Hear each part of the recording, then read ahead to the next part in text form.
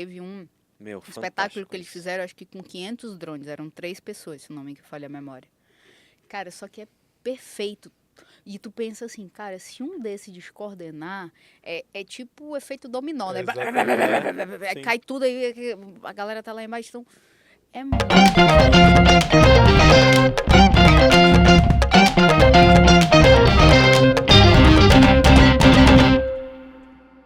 Sejam muito bem-vindos a mais um episódio do TechSec Podcast. E aí, Josu, na paz? E aí, meu velho, tudo bem? Tudo bem também. Estamos aqui mais um dia, hein, galera? Mais um dia com vocês, com a sua companhia. E hoje, gente, com mais uma pessoa referência aqui. A gente fica repetitivo, né? Nossa agenda não... O que eu posso falar, Vai Josu? ser sempre assim, galera. Vai ser Sempre sempre pessoas assim. referências. É sempre... como que é? A escada da fama? Calçada da fama? Calçada da fama. Sempre calçada da fama, gente. E hoje mais uma pessoa. Mas antes da gente seguir aqui com o momento da apresentação, pausa o vídeo, curte, compartilha, já comenta aqui as suas expectativas para o episódio de hoje. Fechado? Vamos antes aos nossos parceiros. É isso, já vamos começar então pela Hacker Rangers. A Hacker Rangers é a única plataforma 100% gamificada do mundo para conscientização em cibersegurança nas empresas. O mais legal é que a Hacker Rangers tem um método para comprovar a eficácia do seu programa de conscientização por meio de cyberatitudes. Elas nada mais são do que reportes para os usuários que têm adotado atitudes seguras no dia a dia, corroborando com os resultados positivos da sua empresa para auditorias internas e externas. Aí eu vou falar que nem o Marcelo Rezende. Agora eu pergunto para vocês. O que vocês estão esperando para gamificar o programa de conscientização em cibersegurança na sua empresa? Vira o jogo contra o cybercrime com a Hacker Rangers. Aí eu te pergunto. Corta pra mim. Bom, vamos agradecer aqui também a G2 Brindes. Você empresário, você, enfim, líder de time, como a gente sempre fala aqui. Quer consolidar sua marca, quer registrar um momento. G2 Brindes, diversas categorias, cadernetas, canetas, chaveiros, itens ecológicos, iPad, enfim. Tem uma infinidade de coisas. Entra no site deles, fala que viu aqui no TechSec, faz contato, que com certeza eles vão te dar uma atenção mais do que especial e vocês não vão se arrepender da qualidade dos brindes lá. Beleza? Perfeito. Chegou o momento da apresentação, gente. Que momento. Olha, tem muita gente que é da época da tecnologia, mas poucos são da época da informática, Josu. Ó, Lembra disso? lembro. Então vamos lá, nossa convidada é formada em licenciatura em informática pela Universidade do Estado do Amazonas. Tem mais de 20 anos de experiência profissional nas áreas da tecnologia e segurança. Começou ali como assistente de informática. Eu já fui assistente de informática também. É atualmente DPO e CSO as a Service. É especialista em vários temas quando o assunto é tecnologia e segurança. Temas que vão desde DevSecOps, a cloud, de governança, privacidade e proteção de dados. E também tem uma forte representatividade. Eu já vi ela em eventos.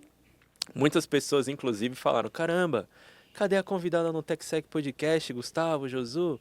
Lembra? Com André certeza Tomé falou você, pra gente. com certeza vocês já viram ela Longinos aqui. falou pra gente. Em algum lugar vocês viram ela. Exatamente.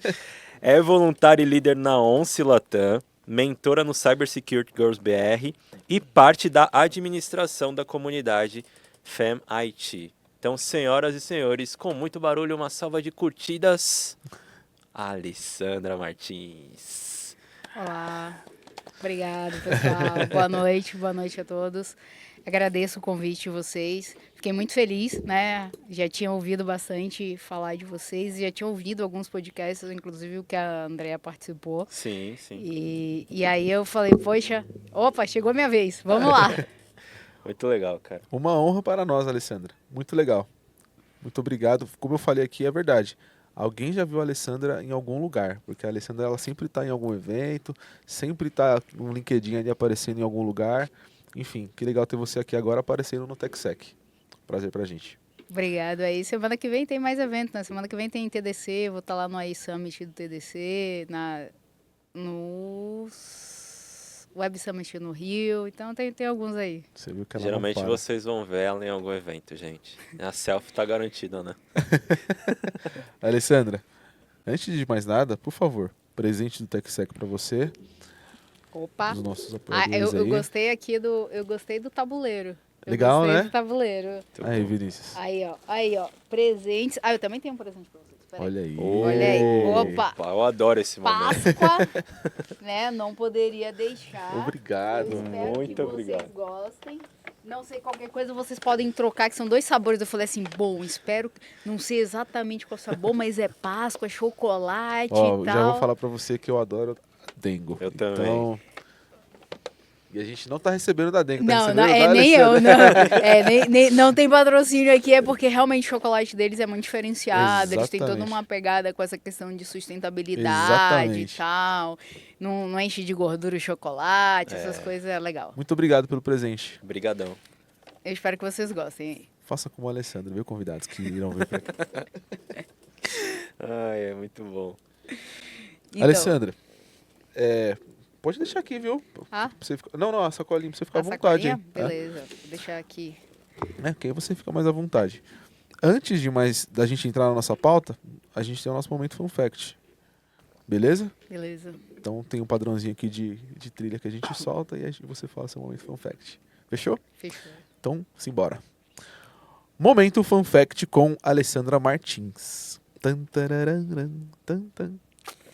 Bom, fun fact, vamos ver. Eu sou a louca dos desenhos animados, né? Então, assim, eu adoro Minions. Eu gosto de um desenho que, tipo, talvez hoje a geração nem sei se segue, Pucca, né? O que eu achava fantástico de Pucca é que, assim, ela não fala. Todos os personagens do desenho falam.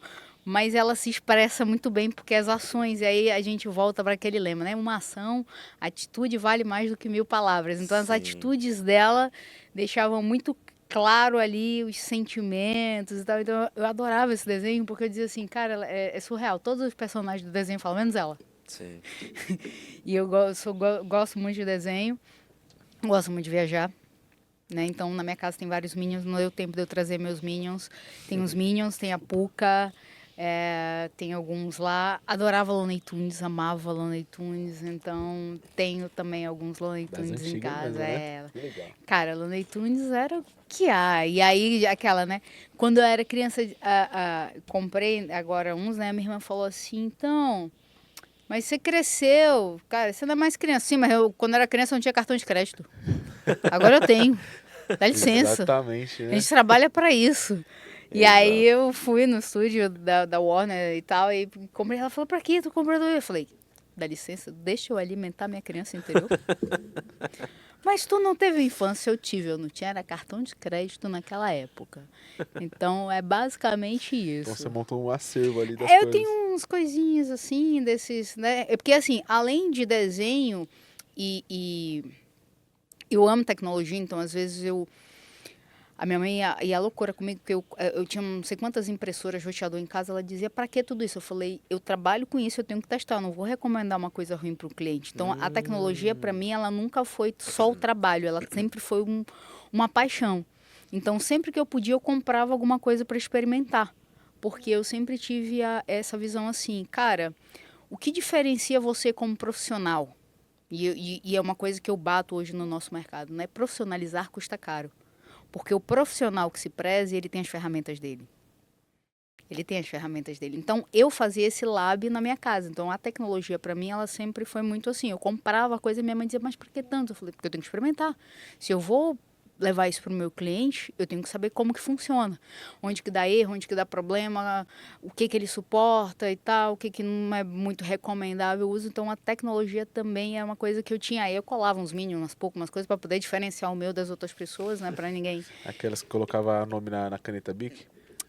Nome não, mas, por exemplo, eu Fazia. trabalhei com infra, né? Uhum. Eu vim da época do CPD. E aí, eu trabalhei muito montando computador, servidor e tal. E aí, tinha aquela história do cara não chamar você e trocar as peças do computador dele. O que eu fazia? Eu já marcava as peças que eu trocava com aquelas canetas fluorescentes. Sim. Que aí eu jogava a luz negra e dizia, essa peça não é minha. A minha que peça legal. é marcada. Ah, Então, desde a época que eu trabalhei com hardware, que eu olhava essas coisas, né? Então, é desenho, é tecnologia, papelaria. Eu sou a louca das canetas, né? De chaveiro, caneta. E aí, na papelaria, eu descobri essas canetazinhas que eles usavam para testar dinheiro. Eu dizia, arrumei uma outra coisa para testar aqui. Já que ele funciona com a luz negra, eu vou marcar as peças de computador aqui. Que aí, se o cara trocar, eu vou saber que a peça não é minha. Então, eu realmente sempre fui muito curiosa com isso, de unir as coisas. Gosto de cozinhar e viajar, né? Então, quem sabe também, quando você falou dos eventos, eu tô sempre aqui no Brasil, mas eu tenho um que eu faço sempre com o pessoal de fora do Brasil, que chama Women Community in Privacy. E aí é só convidadas fora do Brasil. E aí até uma amiga me perguntou assim, mas de onde é que tu conhece? Eu falei, filho, do LinkedIn. Aí eu falei, e algumas pessoalmente. Viajar virou, com a questão do home office, viajar para mim virou um grande network. E aí você acaba fazendo duas coisas. Eu amo viajar, eu gosto de ir nesses lugares por causa dos desenhos, de filmes e tal. E aí você acaba conhecendo as pessoas nesses eventos fora do Brasil. E aí eu estou trazendo essas pessoas para eventos aqui, seja online e tal. E é isso, assim, eu acho que, cara, desenho, amo. Viajar, que aí você consegue comprar as coisas de desenho que não vende aqui, amo. Cozinhar, amo também. Que Sempre legal. faço uma aula de culinária quando eu viajo. É mesmo? Eu fiz em Roma, Milão, no Vietnã. Eu ia perguntar, se quando você faz as suas viagens, tem gente que vai. Eu já vi gente que vai viajar e tem todo lugar do mundo que eu vou, eu trago uma caneca. Todo lugar do mundo que eu vou, eu trago um imã de geladeira. E aí vai enchendo ali. Você, então, passa Imã pelos de lugares... geladeira, chaveiro, caneta, Red Rock Café. Não, não tem patrocínio, gente, não tem patrocínio. Mas é que Você Red vai Rock fazendo Café e a volta. Starbucks. Que legal. E aí eu tenho uma coleção gigante da Red Rock Café e da Starbucks. Que massa. Caraca. Vocês viram a importância do momento Fun Fact do TechSec? Quando vocês encontrarem a Alessandra, vocês sabem o que pode dar de presente para ela. O tanto de opção que ela deu aqui. Exato. E você falou uma frase que já valeu o episódio. Profissional que se preze e tem as suas ferramentas. Que frase, cara. Exato. E Ale, você citou também o LinkedIn. Eu acho que é uma... Eu vou aproveitar esse gancho, porque hoje a gente tem muitas pessoas que não têm LinkedIn, e eu quero muito que você fale pra gente do ponto de vista potencial de networking, o quanto isso pode abrir e possibilitar oportunidades. O quanto o LinkedIn é importante para essa galera que ainda não tem essa rede, não tem um perfil. Inclusive, eu tenho conversado até com colegas de segurança. Não, eu não tenho, eu não alimento. Eu falei, o que você está pensando de carreira para você? Não, por que você está falando isso? Eu falei, cara, porque o LinkedIn é uma vitrine. Para quem quer construir uma carreira, primeiro que assim, ele te facilita o currículo. Você exporta lá o PDF, você cadastra tudo lá, exporta o PDF, você tem seu currículo ali. Se você fizer corretamente ali, colocar seus cursos, sua graduação, pós, certificações, experiência profissional, você já vai, você empacota ali um PDF e está lá seu CV, primeira coisa. Segunda coisa, você vai conectando-se com grupos, né, que discutem temáticas que você já atua, tem interesse de estudar e tal. Então, isso já te conecta com pessoas que podem compartilhar conhecimento ou abrir portas para você. Sim. Então, quando você não está lá, você às vezes está muito restrito a outras redes que não são tão profissionais. Por exemplo, muita gente me fala do Instagram. Seu Instagram, meu Instagram é fechado. Como boa profissional de segurança, na minha cabeça, o Instagram não é uma rede para me vender o que eu quero. Eu não sou biscoito para vender no Instagram. Sim. Já no LinkedIn é um portfólio profissional. Então tá lá qualificação, experiência. Você vai conhecendo pessoas, você vai faz um curso de certificação, adiciona as pessoas no LinkedIn, você vai trocando figurinha, quem passou na certificação, quem não passou, qual a dica que o cara pode te dar para passar, Sim. o que estudar, o que cai, o que não cai. Então, a partir disso, você vai construindo um networking ali. E também tem muita gente que usa errado, né, o LinkedIn. Por exemplo, semana passada, acho que foi semana passada, alguém pegou e me mandou um inbox assim. Oi, vi essa vaga aqui, você pode me ajudar? Mas espera, colega, eu ainda nem te conheço. Como é que você já chega com alguém que você não tem nenhuma intimidade e já diz assim, me ajuda com essa vaga? É difícil. Então, assim, realmente o LinkedIn é um trabalho de construir a sua, eu sempre brinco, a sua personal branding. Você vai construir ali a sua marca pessoal e até dar uma visão, te ajudar plano de carreira. Por isso que eu pergunto da questão de carreira.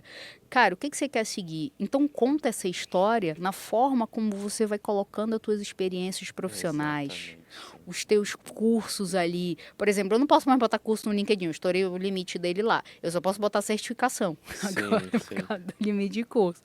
Então eu falei, cara, eu não sabia que tinha limite, mas eu descobri que ele tem. E olha que eu pago, eu uso a versão paga, não é a versão free. Eu falei, acho que se a gente pagar, vai liberar. Não, tá no Tem um limite, limite. tem um limite. Eu descobri esse limite, falei, tá ok, então não posso fazer. E aí, até mesmo, por exemplo, ele te dá opções do tipo causas que você apoia. Também, sim. Se você está procurando emprego, se você está aberto para mentoria, para ser mentorado ou buscando uma mentoria, se você quer ajudar uma ONG, então tudo isso ele te ajuda. E aí quando você olha para isso, as pessoas falam de certas características no mercado e por isso que eu te falei que o LinkedIn é uma vitrine e o teu portfólio ele conta a tua história. A partir do momento que você coloca lá, estou envolvido na ONG XPTO. Por exemplo, meu tem lá, tem o ONCE, tem o IBRASPD, que eu sou vice-presidente, tem o FEMETI, não lembro se o FEMETI está lá, mas eu tenho o FEMETI, IBRASPD, o ONCE e Cyber Security Girls. Então, o que isso conta para quem quer te entrevistar? Que eu não sou uma pessoa que estou sentada nos ovos esperando cair do céu, porque alguém que está engajado Tá em vendo o ONG movimento ali. é proativo, Exato. minimamente proativo. Então, tem características que um entrevistador, para quem quer se colocar no mercado, que ele vai conseguir ali. Ele vai dizer, deixa eu olhar aqui. O cara participa, tem um emprego aqui, mas ele participa disso. Olha, de vez em quando tem um curso, publica um artigo, sobe um material. Exatamente. E isso vai fazendo você criar conexões e aí você vai compartilhando. Poxa, cara, olha, eu fiz esse artigo. Olha, cara, eu gostei do seu comentário assim, assim, assim, ou do seu artigo tal, concordo com você nisso, discordo daquilo e tal.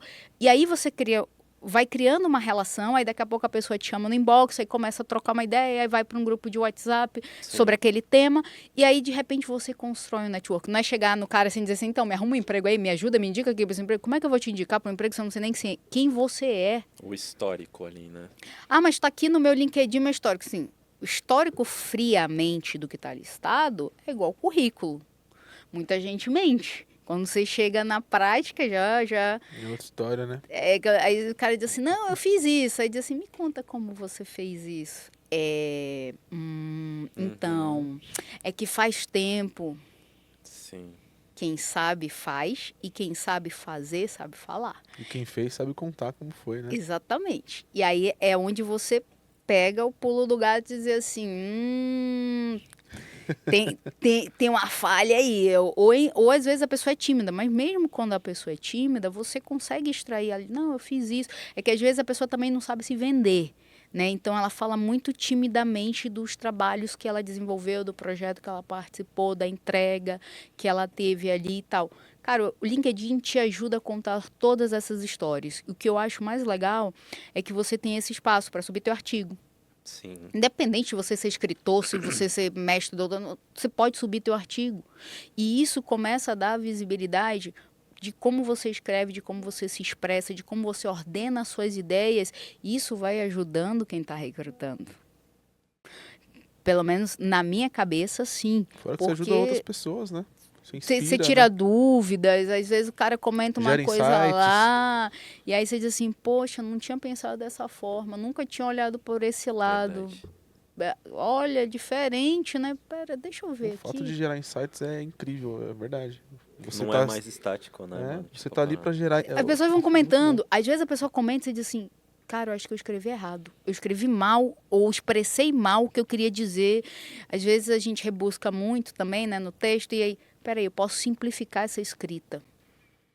Só que é aquela história também, né? A gente estava num grupo e eu disse também essa semana. Eu falei, você não é responsável pelo que o outro entende, você é responsável pelo que você escreve.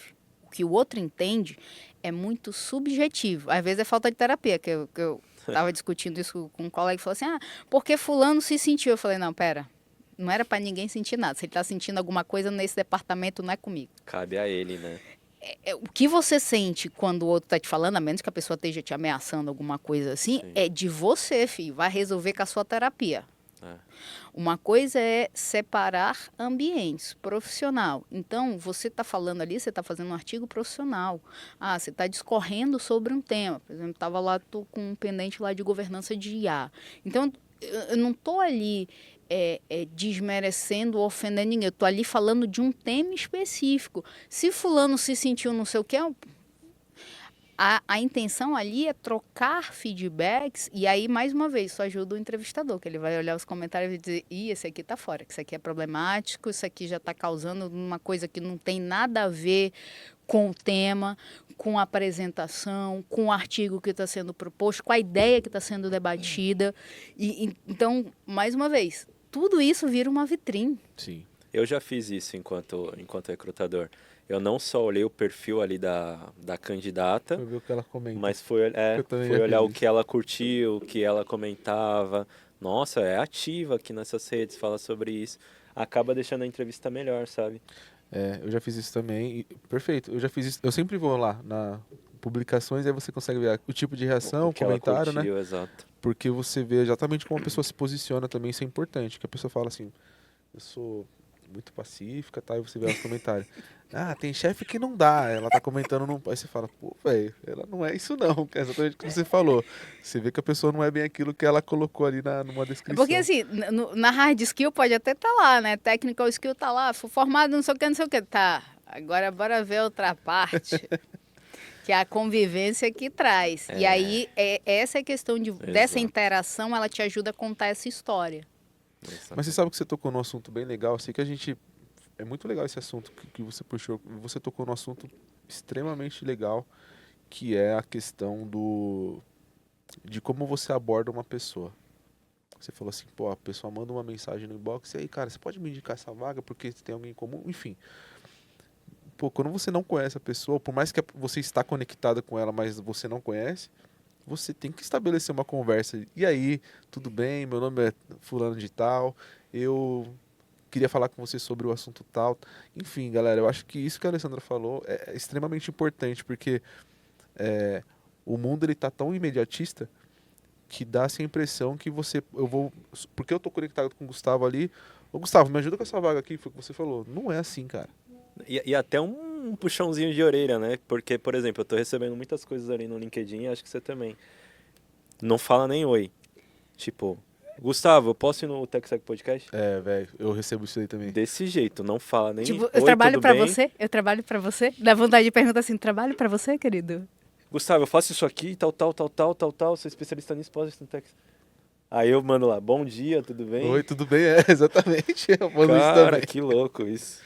Quem me conhece, assim, quem eu já estabeleci daqui, por exemplo, a pessoa foi num evento, a gente se conectou depois no LinkedIn, ou seja, a gente estabeleceu um contato e uma conversa, às vezes eu mando pra pessoa, olha esse link, aí mando um artigo e tal. História. Aí, mas você já estabeleceu uma conexão, ou então ela diz assim, eu tenho uma amiga, né, que eu brinco assim, eu falei, eu não sei qual é o meu distúrbio, eu sei que eu tenho algum com certeza, porque a pessoa de tecnologia não é normal. Aí eu digo assim, amiga, olha isso aqui e tal. Não tem nenhum bom dia, né, mas porque você já tem uma conexão. Uma intimidade, né? Uma certa intimidade, Uma talvez, proximidade, e aí você já está compartilhando, ou então você diz assim, você viu isso? Aí você já bota lá o artigo.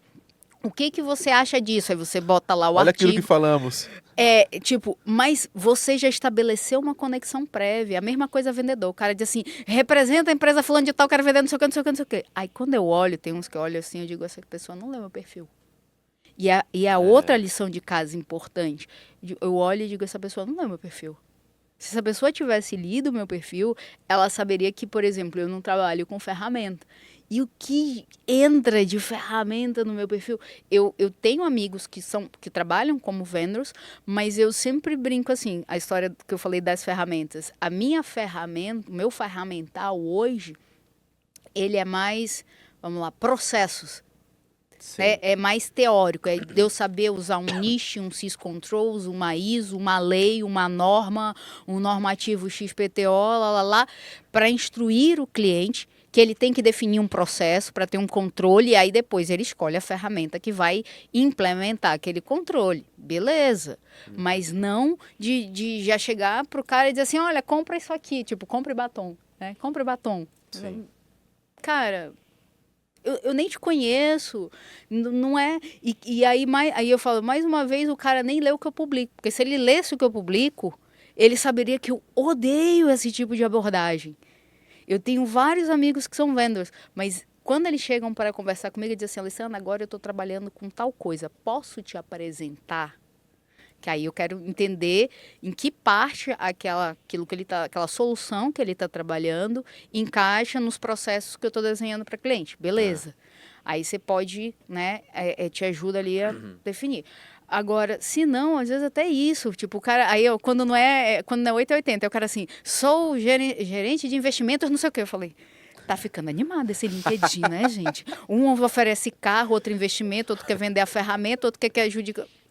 E as pessoas estão usando muito errado. Eu digo assim, cara, carro, vai lá pro Instagram ou pra página. A pessoa acaba, infelizmente, dependendo do tipo de abordagem que vocês fazem, eu tô falando vocês, modo de dizer aqui, mas dependendo do tipo de abordagem que vocês fazem, nessa linha que a Alexandra tá falando, você vai acabar virando um spam, cara. Não, esse ponto que você trouxe foi fantástico, velho.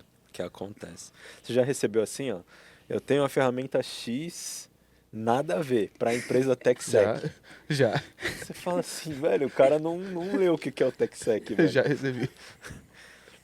Que legal, que ponto bacana que você trouxe. Foi muito bacana, de verdade. Então foi isso, pessoal. É brincadeira. Até o próximo episódio. O Ale, Nossa, valeu muito a pena já. a gente acabou pulando algumas coisas, vamos voltar lá pro início. Então, o início de tudo. Fala um pouco pra gente de como tudo começou ali do ponto de vista de carreira. Atuar com tecnologia sempre foi seu sonho? Segurança da informação sempre foi seu sonho ou foi algo que você descobriu ao longo do tempo? Essa parte é engraçado, né? A Andrea também já ouviu essa história. A minha primeira formação é história, literalmente história, né? E faltava um ano para eu me formar em história, eu abandonei a faculdade, então eu fiz licenciatura em história. Só que assim, eu passava mais tempo na faculdade ensinando o pessoal o Office básico, né? Como formatar trabalho no Word. Aí ia lá, dar aulinha pro coleguinha, como é ABNT, cabeçalho, rodapé, não sei o quê, nota... Aí começaram as apresentações em PPT, na época. A galera não sabia fazer PowerPoint, né? Para apresentar trabalho, seminário, não sei o quê. E eu tinha vindo de escola particular. E aí o pessoal diz assim, privilegiada, escola particular. Não, meu filho, eu ganhei a escola particular no Gogó. Essa é uma parte em off que só quem me conhece sabe como que eu consegui terminar o ensino médio numa escola particular. Foi no papo e na raça mesmo, porque, enfim, deu um ruim lá, meu pai e minha mãe com a escola particular, mas eu dei um workaround e seguimos em frente. De uma engenharia social e seguimos em frente. E aí, eu passava mais tempo nisso, né? Ajudando o pessoal a formatar. Às vezes tinha gente que não sabia nem usar o Windows direito, ligar o computador, desligar o computador e tal. Aí a minha mãe dizia assim... Só que nisso, eu já colecionava aquelas revistas, tipo Exame Info, Exame Info, e na época ela tinha aquela Seal Corporate, eu acho, ou era Seal, era uma outra edição mais C-Level da Exame. E aquelas revistas do CD-ROM. Inclusive, todo mundo que começou no suporte, tinha aquele monte, e tinha aquele case desse tamanho de um monte de programas alternativos, né? Bons tempos. Né? Originais, né?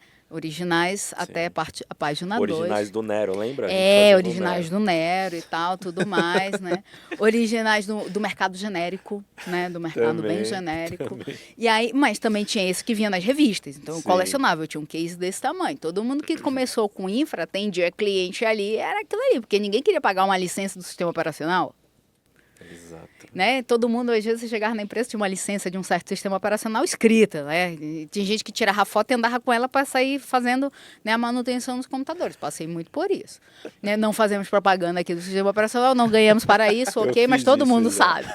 Inclusive, uma vez eu entrei numa sala de reunião e estava estampado assim na sala de reunião. Eu falei, e era uma multinacional, tá? Aí eu olhei, falei, alguém esqueceu de apagar. Isso aí era importante para eu ter apagado da sala de reunião.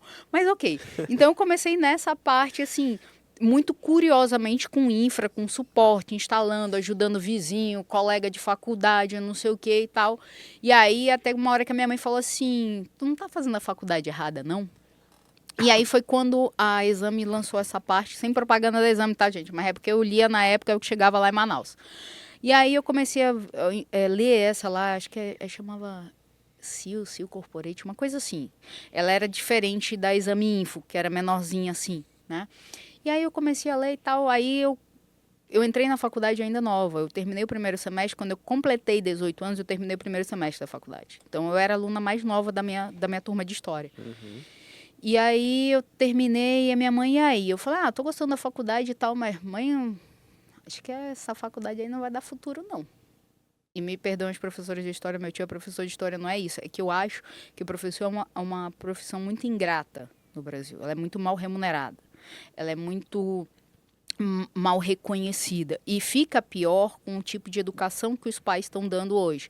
Na minha época, um aluno não gritava com o professor. Hoje, o aluno dá tiro, mete a faca, faz não sei o que com o professor e tá tudo certo. Né? E aí que você fale alguma coisa, porque coitado. Né? Então, isso... eu vim de uma geração que tinha esse respeito pelo professor. Né? A gente sabe que existiam alguns excessos, ok, mas eu, graças a Deus, meus professores, eu nunca precisei, uma vez ou outra bati boca, mas nunca fui expulsa de sala, nunca, Sim, nada sim. disso, sempre teve um respeito ali. E aí, nessa história, eu fui fazendo a faculdade, fui lendo, comecei a ler, me aprofundar mais, atender mais clientes. Aí chegou uma hora que eu disse assim, minha mãe, e aí, o que tu quer fazer? Eu falei, mãe, depois do que eu vi na minha sala, quero ser professora de história, não, vai dar dinheiro, não. Eu tenho uns gostos caros, já comprava as coisas de tecnologia para testar, né? Já comprava as coisas assim. Né? As minhas amigas sabem, inclusive, eu sou conhecida, famosa pelo bom gosto, né? De tudo. E eu dizia assim, rapaz, se eu for professora de história, eu não vou conseguir comprar nem meu perfume. Minha mãe não vai viver para sempre para me dar meu perfume. Então eu tenho que arrumar um emprego que pague as contas. Só que eu continuei na faculdade e aí a minha mãe, quando eu estava no terceiro ano da faculdade, no penúltimo, né? Foi quando eu larguei. Aí minha mãe falou assim, tu não quer fazer história... Quando eu completei esses 18 anos, tu quer ser o quê? Eu falei, eu quero ser C-Level. Tô louco, assim? Assim, na lata. E ela olhou pra mim, de onde tu tirou essa ideia? Onde tu leu isso? E eu disse assim, na revista. Eu li na revista, eu li tudinho lá. E na minha cabeça, eu comecei a desenhar uma trilha de carreira. Que legal. Na minha cabeça, assim, eu falava, eu vou começar por infra. Porque tudo na tecnologia gira em torno de infra. Se a infra não funcionar, não funciona a tecnologia, não suporta. Falei, então aqui é a minha porta de entrada.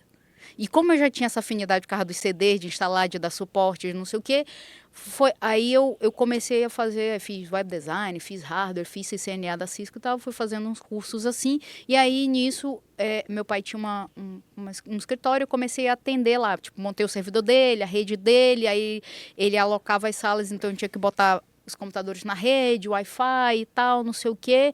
E aí, nisso, eu comecei a exercitar o que eu aprendi nos cursos. E aí, um cara me viu lá trabalhando pelo meu pai, um cara que alugou uma sala para uma empresa que estava se instalando em Manaus na época, e falou assim, teu pai vai ficar meio chateado comigo, mas tu quer ir trabalhar na empresa? Porque a empresa, tipo, eles tinham alugado lá temporário enquanto estavam instalando a filial da empresa em Manaus. E aí eu falei, vou fazer meu currículo e vou mandar. Meu primeiro emprego de carteira assinada, que até então era frila. Sim, sim. Aí peguei e fiz lá o currículo, mandei para ele e tal. Aí a mulher gostou porque eu estava fazendo CCNA da Cisco, já tinha curso de hardware e tal, não sei o quê. E aí eu abandonei a faculdade de História, porque eu disse assim, muito legal, adorava mitologia, adoro, né, como boa nerd, adoro as histórias da mitologia. A gente usa muitas referências, inclusive, para fazer piadas que ninguém tem, tipo o Cavalo de Troia e etc. Sim.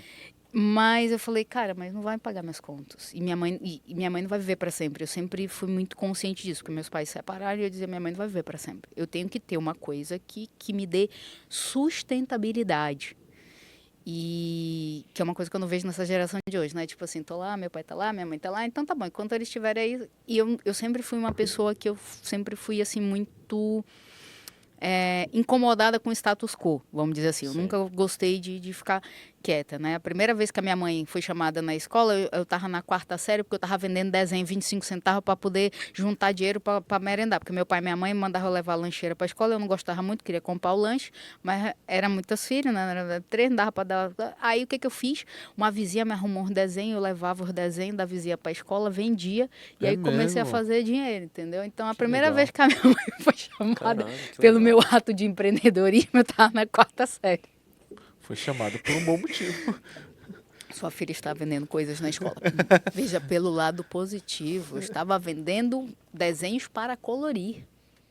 Sim. Então, tipo, não era outras coisas, né? Era isso. Então, eu sempre fui assim alguém que estava sempre procurando alguma forma de não depender dos meus pais. Né? Porque eu sempre tive gostos muito peculiares. E aí foi como eu entrei para TI. Comecei meu primeiro emprego, e aí lá ainda era CPD e tal, informática, servidor na fita DAT para fazer backup, programar lá, aprendi tudo isso. Tinha que dar suporte, tinha banco de dados em Access ainda, acredite, eles usavam isso. E uma série de coisas. Então eu vim disso, e aí nisso eu fui evoluindo, porque aí o que eu fazia? Eu trabalhava lá, mas aí eu ainda não fazia faculdade. Depois que eu estava já quase um ano trabalhando, que eu fui fazer o vestibular para a pública, para a Universidade do Estado, que eu sou formada em licenciatura em informática, e ainda chamava licenciatura, até hoje acho que ainda chama licenciatura em informática o nome do curso. O que eu achei fantástico é que ele me dava base para tudo. E hoje é uma coisa que eu sinto falta das formações, e aí eu digo assim, cara, eu não sei se é um problema aqui, ou se é um problema geral, mas a grade que eu tive, e foi muito engraçado, como eu já trabalhava na área, eu já tinha alguns cursos desse. Quando eu passei, que eu fui fazer minha matrícula, que eu vi a grade do curso, eu já estava lá sonhando com as optativas, porque eu vim da pública, né? Então tinha as optativas. E aí eu já estava lá querendo saber quais eram as optativas. E aí, quando eu vi lá o primeiro semestre, algoritmo, lógica de programação, eu falei, ferrou. Tem um curso de rede, de hardware, de web design, lógica de programação não tem. E aí, antes de eu começar a aula, eu fui atrás de um curso de lógica, porque eu já, como era uma coisa que eu não tinha visto, eu falei, quando chegar na faculdade, eu vou ter dificuldade nisso aqui, eu já não quero chegar lá crua. E aí, por que eu estou falando tudo isso? As ferramentas. Eu me preparei para a faculdade, e aí, quando eu cheguei na faculdade, eu já trabalhava na área. Que legal. Então, infra, suporte, depois mudei de uma empresa para outra, até eu chegar num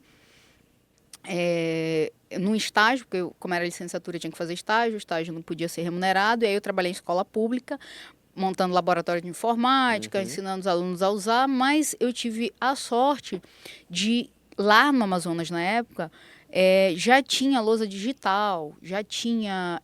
eles começaram com data shows e tal, e aí eu montei, por exemplo, uma agenda de multimídia para alocar esses recursos multimídia para os professores, para eles começarem a usar isso para tornar as aulas mais atrativas.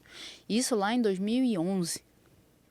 Porque já era difícil dar aula para essa geração, a pessoa ficava conversando, já tinha celular dentro de sala, uma série de coisas, então... como é que você vai fazer o docente, aliás, o discente concorrer com a atenção do docente ali quando já tinha celular, já tinha algumas coisas assim de redes sociais. Sim. E aí eu botava para funcionar da escola. Cara, começa a usar o laboratório de informática para dar uma aula mais interativa, começa a usar o data show, começa a usar a lousa digital que eles começaram a implementar. E aí comecei a ensinar os professores a usar.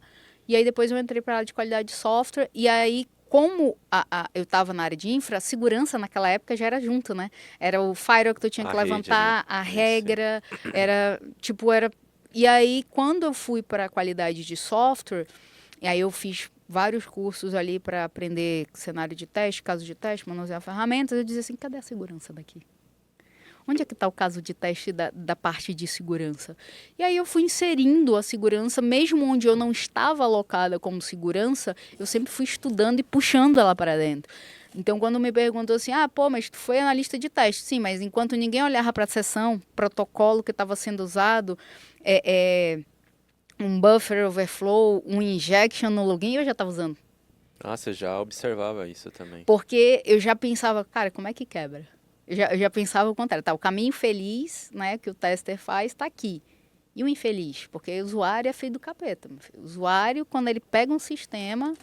E aí eu já pensava nisso. E aí alguns cenários já pegava essas questões de protocolo, de mudança de protocolo. Sai do HTTP para o HTTPS. Ele tem que cair, não caía.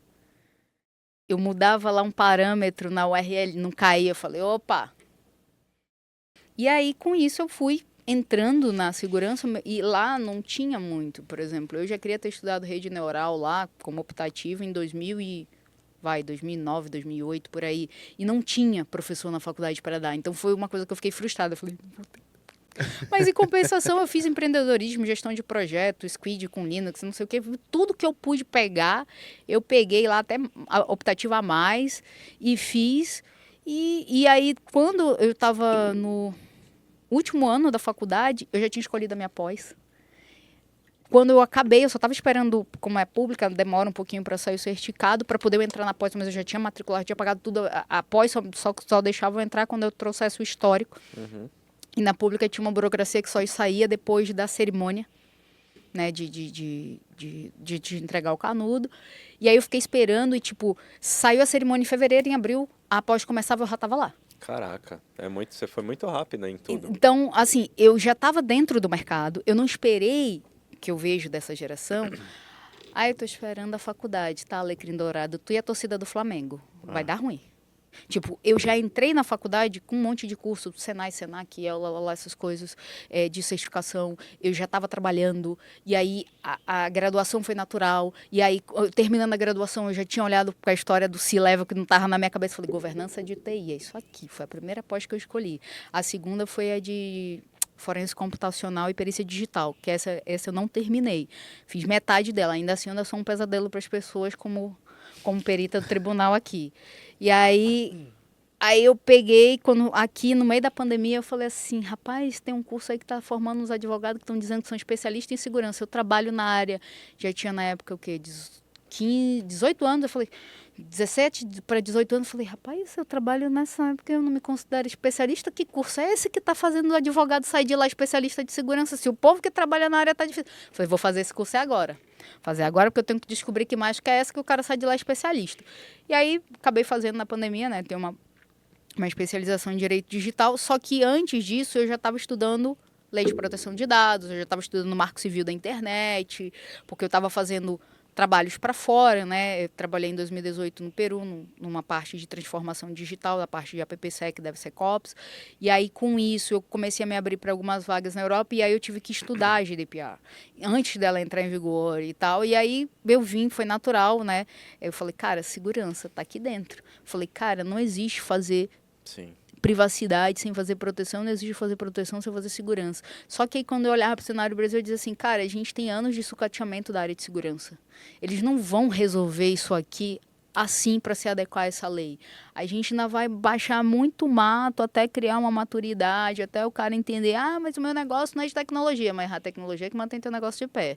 Mas o meu negócio não é de segurança, mas é a segurança que protege a tecnologia que mantém teu negócio de pé.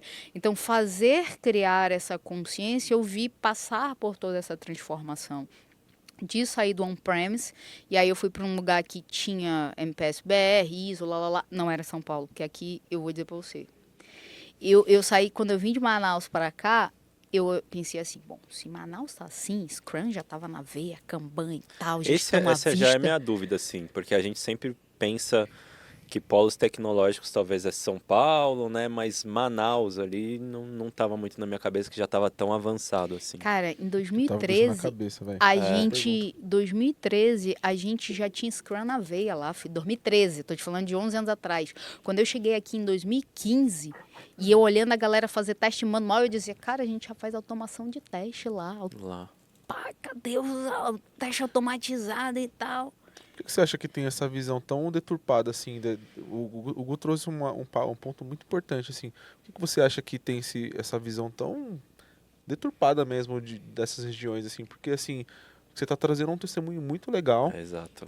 No último episódio, a gente teve uma pessoa aqui que também, falando de Recife, um polo gigante de tecnologia, e ele falou justamente isso. Tem pessoas boas em todos os lugares do Brasil. E aí você está sendo um outro testemunho aqui. Por que você acha que tem essa visão deturpada? É porque, assim, eu brinco, é que lá não tem muita coisa para fazer. Ou faz filho ou estuda, né? No meu caso, não vou fazer filho porque eu não sou hétero. Então, né? Eu sempre gostei de estudar, né? sempre, por exemplo, tem uma coisa que pouca gente sabe. Até a última vez que eu li, a melhor faculdade de programação que tinha no Brasil era lá na Paraíba. Os melhores caras de programação não era aqui, Eu era tenho lá. essas impressões também, eu já falei isso pro Gu. As Não, pessoas mas boas- isso era mesmo, era real. Os caras mais premiados, mestrado, que ia pra fora. É a faculdade de João Pessoa na Paraíba. Não sei se mudou agora, mas da minha época era. Os nossos professores lá da Universidade do Estado iam muito para fora. É que como não é um centro urbano grande, e as pessoas associam muito, por exemplo, eu nasci em Belém e cresci em Manaus, então eles associam o quê? Floresta Amazônica. Quando eu Sim. cheguei aqui em 2015, cara, eu tive entrevista, que o entrevistador virou pra mim e falou assim, mas como é Manaus? Esse é o ponto. Então, é isso que eu tô falando. Aí, e as onças? Assim, cada um tem onça E em o casa. encontro dos rios? Aí, não, aí o jacaré também, a gente também cria em casa. Cipó a gente usa também como meio de transporte. A onça a gente monta de vez em quando, mas se ela ficar desobediente, ela vai pra parede. Cara, em 2015, depois de você ter internet, o entrevistador olhar pra você e falar, mas você já se adaptou à cidade? Quase que eu digo, querida, você já foi em Manaus? É uma cidade grande. E grande, quente que não é inferno, mas grande. É uma cidade grande. Não, eu diria que se falou de quanto? Que ano que você falou? Acabou de falar? 2015. 2015. Eu diria que se a gente falar 23, agora 24, vai ter o mesmo discurso, infelizmente. Que testemunho legal você está trazendo aqui, de verdade. Cara, era uma coisa que eu achava surreal. Às vezes, teve um processo seletivo que eu disse assim, eu tô me sentindo uma espécime. Eu sou uma cobaia aqui, as pessoas me olham assim, mas você é de Manaus mesmo? Aí eu, não, veja bem, eu nasci em Belém e cresci lá. Não, mas você não parece. Eu falei, como deveria parecer? Nossa, que absurdo, cara. Como deveria parecer? Eu devia estar com a cara pintada, talvez, não sei, o olho mais puxado, porque realmente o indígena, o nosso índio original, ele tem um olho um pouco mais puxado. Eu falei, não estou entendendo como eu deveria parecer. Né? Porque eu falei, então tá bom, eu acho que eu vou procurar alguma coisa lá de Manaus para colocar assim, para aparecer. Cara, o que você trouxe aqui é muito rico culturalmente falando e trazendo esse debate. Pra galera ver que realmente, assim como o Lincoln disse, não tem barreira, sabe? Em todo lugar tem pessoas super competentes. Exatamente. Como eu falei, lá não tem muita coisa para fazer, então o que você vai fazer, filho? O povo gosta de fazer filho. Mas se não fazer filho, você vai ter que estudar. Agora, você tem um... A gente tá um pouco preso aqui nesse ponto, porque você expandiu de uma forma bem legal, tá trazendo muitos insights bacanas, mas dá para perceber que você tinha um mindset muito diferente. Muito Você falou bastante das questões de gerações, né? Mas eu acho que para sua geração mesmo, o seu mindset já era avançado, por quê? Você já tava falando que você queria ser C-level, cara. Eu nunca vi ninguém passar por aqui e falava... A pessoa falava, eu queria ser qualquer coisa, mas C-level é a primeira pessoa que fala. Então você tinha uma visão muito diferente da coisa, assim, sabe? Você falou que você criou uma trilha de carreira, muito legal isso.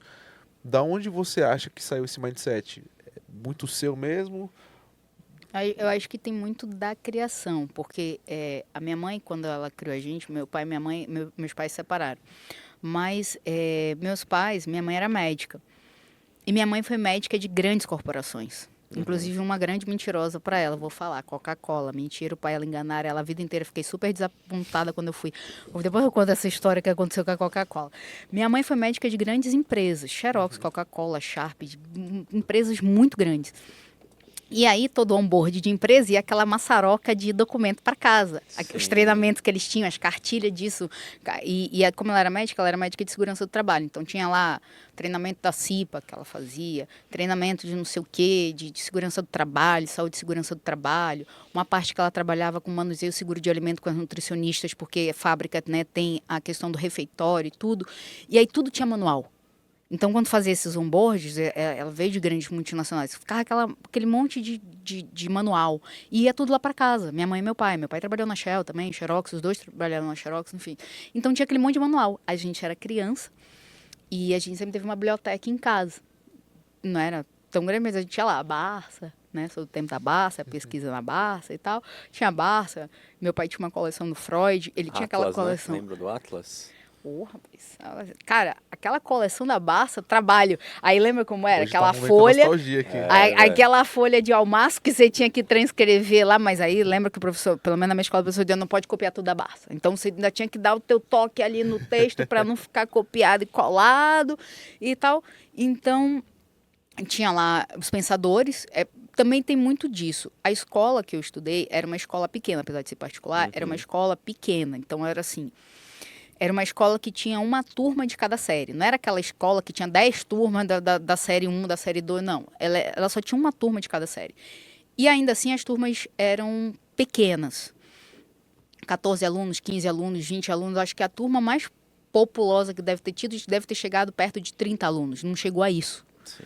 Então você tinha, de certa forma, uma assistência maior ali dos professores. E como eu tinha essa biblioteca em casa, na 8ª série eu tive uma professora de história que fez eu começar a ler Barão de Montesquieu, Maquiavel, Montaigne, Rabelais, na 8ª série, com 13 para 14 anos. Eram aqueles livrinhos pretos com o título dourado que tinha aqui em São Paulo, os pensadores. Eu li Marx, Nietzsche.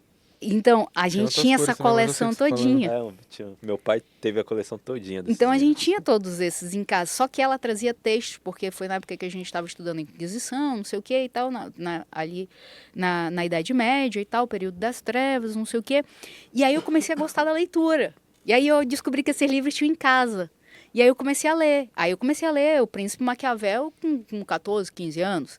E aí eu acho que isso te ajuda muito a abrir a cabeça. Eu comecei, aí Thomas More, Erasmo de Roterdã e tal, e porque é engraçado isso, né? Quando a gente fala da intensidade de quem é, como é que eu vou dizer? É que até isso, eu sou do Vale, mas eu tenho que usar a palavra certa, porque senão depois o povo me lincha, entendeu? É que para mim ficou muito complicado quando você cria muitos rótulos. Para mim você não une, você segrega. Sim. E aí para mim acho que as pessoas não se deram conta que esse LGBTQ que não acaba mais as letras, eles estão só usando o chantes lá, a arte da guerra, do dividir para conquistar. Para mim é isso, é muito isso. Mas, enfim, como alguém que ainda não era assumido, demorei para me assumir, as meninas da minha idade queriam o quê? Namorar. Ficar com não sei quem, sair com os pegantes. Eu dizia, chato, não quero esse negócio, não. Então eu me enfiava no livro, né? Ia para ali estudar, ia ler e tal. E aí nessa, eu acabei pegando gosto pela leitura. E eu sempre gostei de revista, meus pais tinham o costume de assinar revistas. E aí foi uma escolha minha, a Exame Info. E aí, lendo a Exame Info, eu via Corporate. E aí foi uma escolha minha. E aí eu lendo tudo aquilo, e minha mãe sempre perguntando, e eu vendo como era na minha faculdade de História, eu dizia, cara, qual é o futuro de carreira disso aqui, num país que está sucateando cada vez mais a educação? Porque eu já você via tinha um isso. olhar crítico que é muito raro para essa Mas idade.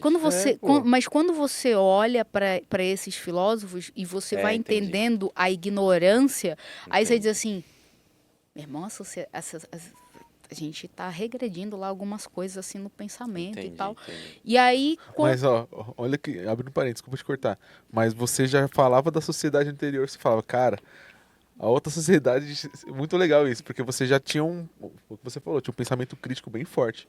Mas é isso que eu estou dizendo dos professores. Quando o professor faz tu começar a ler isso muito cedo, e aí essa escola tinha muito questões de fazer resumo, fichamento, redação, ou então tu tinha que fazer uma crítica de determinados textos. Imagina o que é hoje, se eu pedir para alguém que está hoje nona série, fazer uma crítica de um texto criticando a Inquisição, o índex da Igreja Católica na nona série, que você vê ali passando, no ensino médio que você aprofundava mais um pouco, hoje em dia nem isso mais, fazer uma crítica em cima de um fato histórico, a partir de um texto do Rabelais, do Montaigne, de um Barão de Montesquieu. Meu filho, não sai. Porque o Enem hoje é tipo assim, quem descobriu o Brasil? Pedro Álvares Cabral, Cabril, pode ser que não, sabe? A gente relativizou algumas coisas que jamais deveriam ter sido negociadas. E aí, com isso, a gente gerou mais uma vez a geração dos inúteis, mas a gente veio trabalhando isso. Tá, sim. A gente vem há anos sucateando isso. E aí hoje você tem essa geração que não tem um pensamento crítico nenhum, zero. Eu amo tecnologia, mas eu sou uma pessoa muito crítica em relação a isso. Por exemplo, quando a gente fala de IA, eu digo assim, tem gente que me pergunta, IA vai substituir o humano? Eu falei, depende. Aquele do copia e cola, que ele não sabe nem porque ele está apertando o botão, ela já demorou até para substituir. Ela está demorando. Porque a pessoa perdeu essa capacidade de dizer, e se eu fizer de outra forma? E se eu mudar isso aqui para cá? Por que eu estou fazendo isso assim? Não tem um jeito melhor? Ou, sei lá, qual é a consequência, sabe? No senso nenhum. Sim. E aí, quando eu fui para a faculdade de História, estudei epistemologia, Foucault, lá. E aí isso faz um boom na tua cabeça. Né? Então, esse senso crítico vem daí, porque eu tinha uma escola que despertava essa questão da redação, do escrever, do você ser criativo, original, apesar de pequena, muito pequena. Eu fui da primeira turma do ensino médio dessa escola. Então, inclusive, esse foi um dos argumentos pelo qual eu terminei o ensino médio da escola, porque eles tinham que ter um quórum mínimo para poder a escola conseguir a habilitação no MEC do ensino médio. E as minhas notas durante o Enem e nos processos seletivos, na época que eles começaram a fasear os processos seletivos nas universidades públicas, né, que faziam uma prova no primeiro ano, no segundo, no terceiro e tal, as minhas notas eram expressivas. Então eu usei isso como barganha, porque eu era gordinha, né? Eu falei assim, feio raçou. Então o que a gente pode fazer que ninguém tira de você? Inteligência. Então essa mentalidade eu sempre tive, né, de dizer assim, meu irmão, aquilo que ninguém pode tirar de mim, o que está aqui dentro. O resto pode tirar. E aí, nisso, eu sempre estudei, sempre gostei de estudar, minhas notas foram relevantes, tanto que eu usei isso como barganha para terminar na escola, porque a minha nota ia fazer diferença. No final, lá, ia fazer diferença. Que legal. Você já entende até o peso do impacto dentro da escola. Muito diferenciado, legal. Cara. Você foi uma menina que lia muito, empreendedora desde pequenininha, já pensava em ser C-level, trabalhou com infra, gosta de PUCA. A gente já te conhece pacas. Agora, da definição de Alessandra, o que faz um profissional de governança e privacidade? Profissional de governança e privacidade, a primeira coisa que ele tem que ter em mente é que a privacidade, que é uma discussão que a gente tem tido, ela é um direito personalíssimo. Ou seja, ela é um direito atribuído a um indivíduo e está atrelado aos seus direitos e liberdades civis. Então, por que eu estou falando isso? Porque quando ele for olhar para a perspectiva de um programa de governança em privacidade ou de uma adequação a qualquer lei de proteção de dados, ele tem que olhar, que é o que a gente bate, o risco é para quem? Para a pessoa, não é para a empresa. A empresa, ela vem em consequência, se ela desrespeitar aquele direito e liberdade civil do titular, ela vai ter um risco para ela. Porque ela está tratando os dados em não conformidade. Então, a primeira coisa que alguém dessa área tem que ter é a visão do titular. Depois, o conhecimento de leis, de normas. E não ser literal. Né? Que tem gente que diz assim, não, mas está escrito. Não, filho, deixa eu te contar, isso não é a Bíblia. Não é testemunho de Jeová que vai aqui dar surra de Bíblia. Ninguém, não é isso. Você tem que adaptar o contexto. Claro, é aquela história, tem coisas que não são negociáveis, né? Tem coisa que é dever, obrigação é obrigação, mas tem coisas que você adapta ao contexto. Tanto você adapta ao contexto que a autoridade publicou lá o guia do controlador e do operador, flexibilizou algumas normas para PMEs, né? Pequena microempresa ali. Por quê? Por causa do contexto. Não posso cobrar as mesmas regras e controles para uma empresa desse tamanho de uma empresa enorme. Exato. Então, ter essa flexibilidade de ler, interpretar e contextualizar. Ele precisa disso. Ele precisa gostar de estar estudando, porque a lei vai sempre mudar e ela nunca é sozinha. Então, a gente estava falando aí do Marco Civil da internet, a gente está falando da regulação de IA, a gente está falando da lei de tipificação de crime cibernético. Ela foi uma que quando eu li, eu falei assim, cara, tá errado. Por que tá errado? Eu falei assim, cara, uma coisa, eu falei, vamos lá, ela partiu do Código Civil. Uma coisa é, por exemplo, um assédio ou uma ameaça física. Outra coisa é eu gravar isso e isso subir na internet e eu perco o controle. Por mais que eu peticione um mandado, um isso, um aquilo, tem uma ordem judicial para o servidor, o provedor tirar do ar. Meu amigo, quem baixou, vai para Dark, para Deep, para P2P, tu não tem mais controle. Então, como é que eu vou dimensionar o dano de um porn revenge, de um assédio, de um estupro, de um... E aí a gente vem para um outro lado, que é o cara divulga na rede, como a gente já viu alguns casos, e aí na vida real alguém reconhece e diz, aquela ali! Aí foram lá matar a mulher, lincharam a mulher na rua, porque disseram que ela tinha sequestradora de criança, não sei o quê. Como é que você controla isso se a volta à história do senso crítico das pessoas está derretendo? Ele acredita que ele viu no TikTok é verdade, ele viu não sei aonde é verdade. O senso crítico foi pro brejo. Ele não procura fontes para dizer assim, qual é a veracidade disso? Qual é a probabilidade disso aqui estar certo? Tem uma percentagem de erro aqui, de falha? Faz ideia. Então, um profissional de privacidade, ele tem que ter esse senso crítico, ele tem que olhar para o titular, e lembrar que ele também é um, que assim como ele está ali dentro de uma empresa olhando para aquele tratamento, alguém está em outra empresa que o dado dele está sendo tratado, e aí ele tem que olhar para a área de tecnologia, a tecnologia como um aliado, né? Independente dele ter ou não esse conhecimento em tecnologia e segurança. Porque senão... como ela é um direito personalíssimo, eu sempre digo assim, a privacidade ela é a cereja do bolo. E aí eu desenvolvi, inclusive, na consultoria, né, um framework, porque eu digo assim, cara, se eu não construir a base, a privacidade vai estar em cima de duas pernamancas, assim, e oco no meio. Qual é essa base? É a minha camada lá de governança de dados, de governança de tecnologia, de governança de segurança, de governança de compliance e conformidade, de gestão, de governança ou gestão de riscos. Senão, como que eu vou dizer assim, vou cumprir o que está aqui na LGPD? Mas o que está aqui na LGPD tem uma raiz profunda. Se eu não tiver bases, isso não se estrutura. Então, é essa capacidade de reconhecer as limitações como profissional de privacidade e dizer, não conheço essas outras camadas. Preciso aprender, pelo menos para eu saber gerir esse programa, envolver a multidisciplinaridade dos stakeholders que eu preciso para que isso funcione.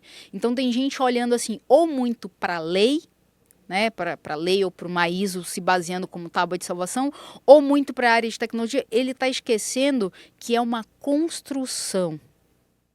E aí, muita empresa fazendo gestão de risco errado e olhando para o risco para a empresa em vez do risco para o titular. E esse é o principal pulo do gato quando você fala de gestão de risco de privacidade e aí... trabalhava num projeto nos Estados Unidos, discutindo com a área de risco, a gente explicando por que gestão de risco de privacidade não poderia ficar com a área de riscos. Porque a perspectiva é diferente. Falei assim, cara, você como risco, você está olhando para o risco operacional da empresa. Operacional, financeiro, de imagem, reputação, né, estratégico, de governança, enfim, como a empresa tiver organizado a hierarquia dela de risco. Ou seja, você está sempre olhando para o impacto da empresa. Privacidade, ele está sempre olhando para o titular. E aí, o desrespeito ao titular pode gerar uma infração, uma falta de controle da empresa, e aí sim, gerar um risco operacional para ela. Por isso que não pode ser o profissional de risco. Porque o profissional de risco está pensando na empresa. Ele vai dizer assim, implementar esse controle vai custar muito caro. Vai dizer, não fazer isso corretamente é que vai custar muito caro para o titular. Porque como é que ele vai provar que a empresa causou o dano a ele? Se ele é hipossuficiente dado o tamanho da empresa. Então, né, tem esse olhar de sair da caixinha, de não, só a lei ou só a norma. Olhar tudo isso, reconhecer o que você precisa aprender e trabalhar em conjunto, porque um programa desse não se constrói só olhando para a lei ou uma norma e dizendo, tá aqui, segurança e coisa. Não, tem mais coisa aqui.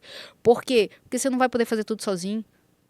Você vai ter que botar esse risco de privacidade, transformar ele, alinhar com riscos de segurança que estão nos riscos operacionais da empresa, de cibernético, operacional e tal. Então, você vai ter que casar isso de uma forma e muitas vezes a empresa, pode ser que ela tenha essa visão e pode ser que ela não tenha. Então, ele tem que saber reportar isso, às vezes em número, dizer assim, olha, breach, um data breach aqui custa tanto, segundo a última pesquisa, para a Sim. empresa, para o mercado. Uma falha de segurança cibernética custa tanto e um data breach custa tanto. O valor de um dado pessoal, a depender do país, muda. O nosso é o mais safado que tem, né? Custa cents, mas tem outros países que chega a custar 3, 4, 5 dólares, dependendo do dado e dependendo do país, né? Na dark web, enfim. Então, ter essa visão e saber como levar isso. Muito bom mesmo, de verdade. Eu acho que eu tenho uma pergunta que fala sobre o desafio, né? Se a gente for linkar aí toda essa sua experiência que o Josu mencionou, até mesmo essa experiência de especialidade em um assunto que é novo no país, se a gente está falando aí de 2018 que a LGPD entrou em vigor. A gente tem ainda diretores, pessoas C-level, que ainda talvez não dê tanta importância para esse tipo de assunto aqui no Brasil. Como que você, do ponto de vista até de conscientização mesmo, defende a importância da privacidade para esse público? Porque vai precisar traduzir, talvez. Cara, foi engraçado. A Andrea me indicou um evento. Eu fui em Brasília, num evento de Open Bank, de Open Finance. Né? Open Bank, Open Finance e tal. E tava lá o presidente do Bacen, o Campos Neto. E aí o cara me solta a seguinte pérola. Vazar um CPF não tem problema. E aí, como é que você vai conscientizar a board e tal, se o presidente do negócio solta assim, não, fazer um CPF não tem problema, me dá esse CPF aqui que eu vou te mostrar a desgraça que eu posso fazer na tua vida com esse CPF. É o top-down, né? Então, você só começa a conscientizar, aí vem a história das buzzwords que as pessoas botam. Fala assim, empatia pra ele, fala assim, deixa eu pegar teu CPF, me dá ele aqui, deixa eu ir ali no Google fazer um scrap, não precisa ir na Dark Web não, só pegar ali mais ou menos onde você mora, o teu nome completo, a tua data de nascimento, que eu vou bater lá no registrato do Bacen, eu vou saber onde tem conta, onde não tem, o que tu deve, o que tu não deve, o que tá financiado, o que não tá, porque só preciso disso. E aí eu vou começar a abrir crédito no teu nome. E aí eu vou começar a financiar a casa, fazer não sei o quê, baixar aplicativo e abrir conta. Aí a pessoa ela só vai ter a real noção disso quando ela for vítima de uma violação que causaram impacto à privacidade, ou seja, os direitos e liberdades civis dela. Quando de repente o nome dela estiver sujo por causa de um vazamento. Porque o cara pegou, foi juntando dado daqui e dali, agora com deepfake, se passou por ele, entrou no aplicativo, conseguiu e tá lá com conta, empréstimo, cartão e tudo. Aí ele vai descobrir, isso aconteceu com um amigo meu, tá? Ele tá num processo contra um banco de 500 anos, né? E o que acontece? O banco disse assim, não, você se autenticou no aplicativo. Aí tu vai olhar o processo de autenticação do aplicativo, né? Assim como o banco é do século da época de Dom Pedro, ele também usa um sistema de autenticação mais ou menos um pouquinho depois, assim, talvez. Talvez, assim, do Brasil Império, o banco é do Brasil Império, ele talvez tenha pego do Brasil República, não sei, ali e tal, talvez da era Sarney, não sei. E aí, cara, tem N falhas. É estático. Pô, teve um fornecedor que vazou dado das pessoas com a foto do documento. Se o cara conseguiu essa base, e aí, como eu falei, pega mais um scrap, o nome, o CPF, não sei o que, filho, eu empurro isso em um monte de aplicativo e abro conta. Verdade.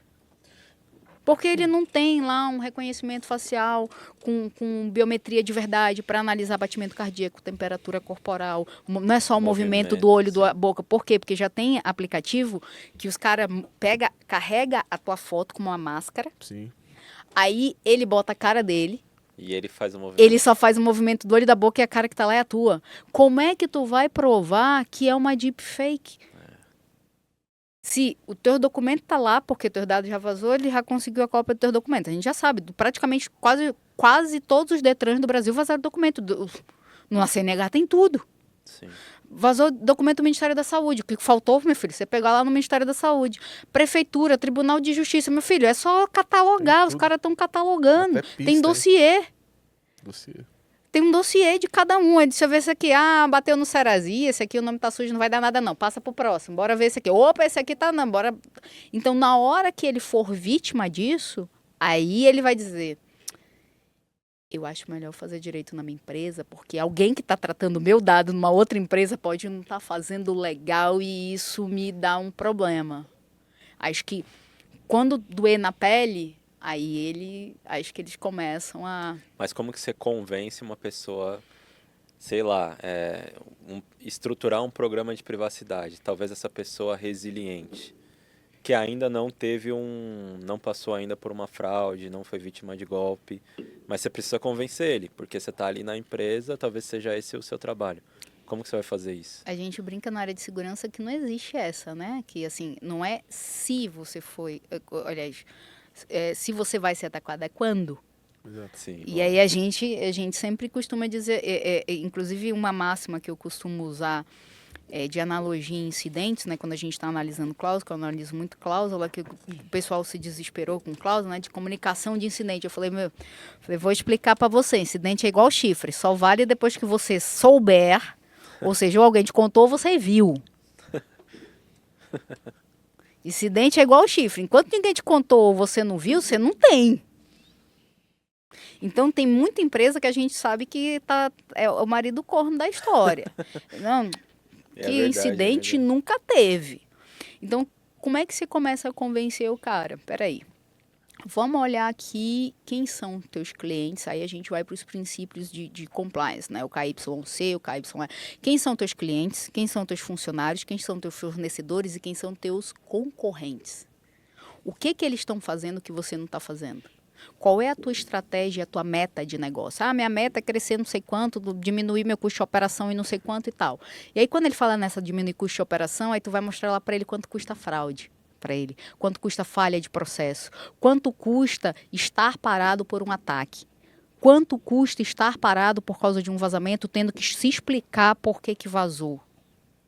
E aí, quanto custa isso para ele quando ele se compara com os clientes em termos de imagem, os competidores dele, quando ele se compara em termos de imagem e reputação.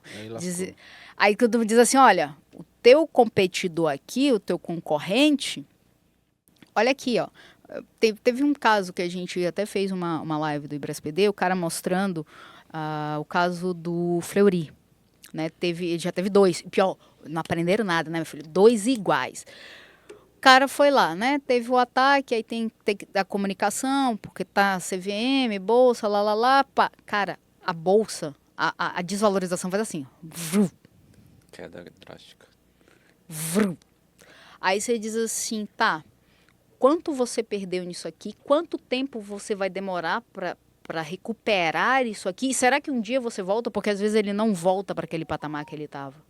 Então, quando você olha para isso, né, é número. Dizer, cara, custa tanto você investir. Mas se você não quiser investir, os teus concorrentes estão investindo. Ou o teu concorrente que não investiu, aconteceu isso, perdeu tanto, tá até agora lá com marketing, gastando uma baita grana para recuperar a imagem dele com o cliente, com o fornecedor, com o mercado, com isso, com aquilo. Então, é muito de você ter que fazer esse jogo de argumentar, ó. Teus concorrentes estão fazendo isso, você está aqui. Olha, aconteceu isso com ele, perdeu tanto, custou tanto, tal. Então, usar essa argumentação para ver se disser assim, bom, se isso não acontecer, então espera. Você é um homem de fé, então tenha fé. Pronto. Quando faz esse brainstorm aí, meu velho, você coloca... Não é nem uma pulga, você coloca o cachorro inteiro atrás da orelha do cara. Sim. Muito bom. Ale, como que você lida com incidente de segurança de dados? Cara, isso vai muito de empresa para empresa. Eu trabalhei em clientes, é porque assim, quando eu falo trabalhar em clientes, é porque eu tenho um problema, eu não gosto de CLT, sabe? Eu vim para cá, vim para o CLT, passei uns perrengues, então eu sou a pessoa que quando a pessoa diz assim, tem um negócio para você CLT, eu deixo a Havaiana e já tô lá na esquina, filho. Eu não sou a pessoa que é apegada nisso. Eu trabalho como consultora ou PJ, né, o famoso PJ, porque eu acredito muito em entrega, em resultado, em compromisso de estar ali evoluindo a maturidade de controle, de documentação, de conscientização e etc. Então, eu tenho clientes fora do Brasil que existe um processo que privacidade e segurança eles andam de mão dada. Legal. E eu também tenho clientes aqui que um vira pro outro e diz assim, problema seu. Aí diz assim, não, problema nosso, porque é da empresa. Né? E aí você tem que ficar lá apartando e dizendo assim, ô colega, deixa eu te contar uma coisa. Aí volta a história lá da camada. Sim. Privacidade está aqui. Não tem acesso ao SOC. Não tem acesso ao NOC, não tem acesso assim ao MSS, não tem acesso a isso, filho. Muitas vezes tem empresa que a galera de privacidade não tem nem formação em tecnologia e segurança. Então, como é que eu vou trazer log e dizer assim, tá aqui, ó, o incidente, tá aqui o log. Então, tem que ter aí a história, de novo, de um plano multidisciplinar. Se o incidente foi a área de privacidade que detectou, chegou até ela tem que chamar a área de tecnologia e de segurança, porque às vezes tem coisas que segurança também não consegue, dependendo da aplicação, do ambiente e tudo mais, ela não tem acesso a tudo, você vai precisar ali de dono de sistema, lá, bota essa galera na sala e vamos entender o que foi reportado. Ou quando vem daqui também, tem que chamar a área de privacidade e dizer, olha, chegou um aviso aqui do nosso serviço de Threat Intelligence, de SOC, de whatever, e a gente foi analisar uns logs, confirmamos. Por quê? Porque aí a área de privacidade, às vezes, de compliance ou legal, enfim, até a parte de, dependendo do tamanho da empresa, né, relação com investidores, porque aí tem a comunicação. Vai ter que avaliar, tenho que comunicar a NPD? Não tenho que comunicar. Tenho que comunicar os titulares? Não tenho que comunicar. Tenho que comunicar, às vezes, CVM, etc. Então, tudo depende do tamanho da empresa, quem que eu vou ter que comunicar e o tempo para comunicar. Isso é crucial. Você falou de controles e lá atrás eu lembro que você citou o SysControls. Você já teve alguma situação que você viu, ou você mesmo já usou, linkou o SysControls com um Mitre, por exemplo? Já viu esse tipo de link acontecer? Do Mitre Attack? Normalmente, quando a gente estabelece aí volta de novo ao approach, né? Quando o cara não quer investir, tu diz assim, por que tu quer essa ferramenta para implementar esse controle, esse processo? Porque você usa isso aqui. Segundo o Mitre Attack, isso aqui que você usa, ó como é que tá.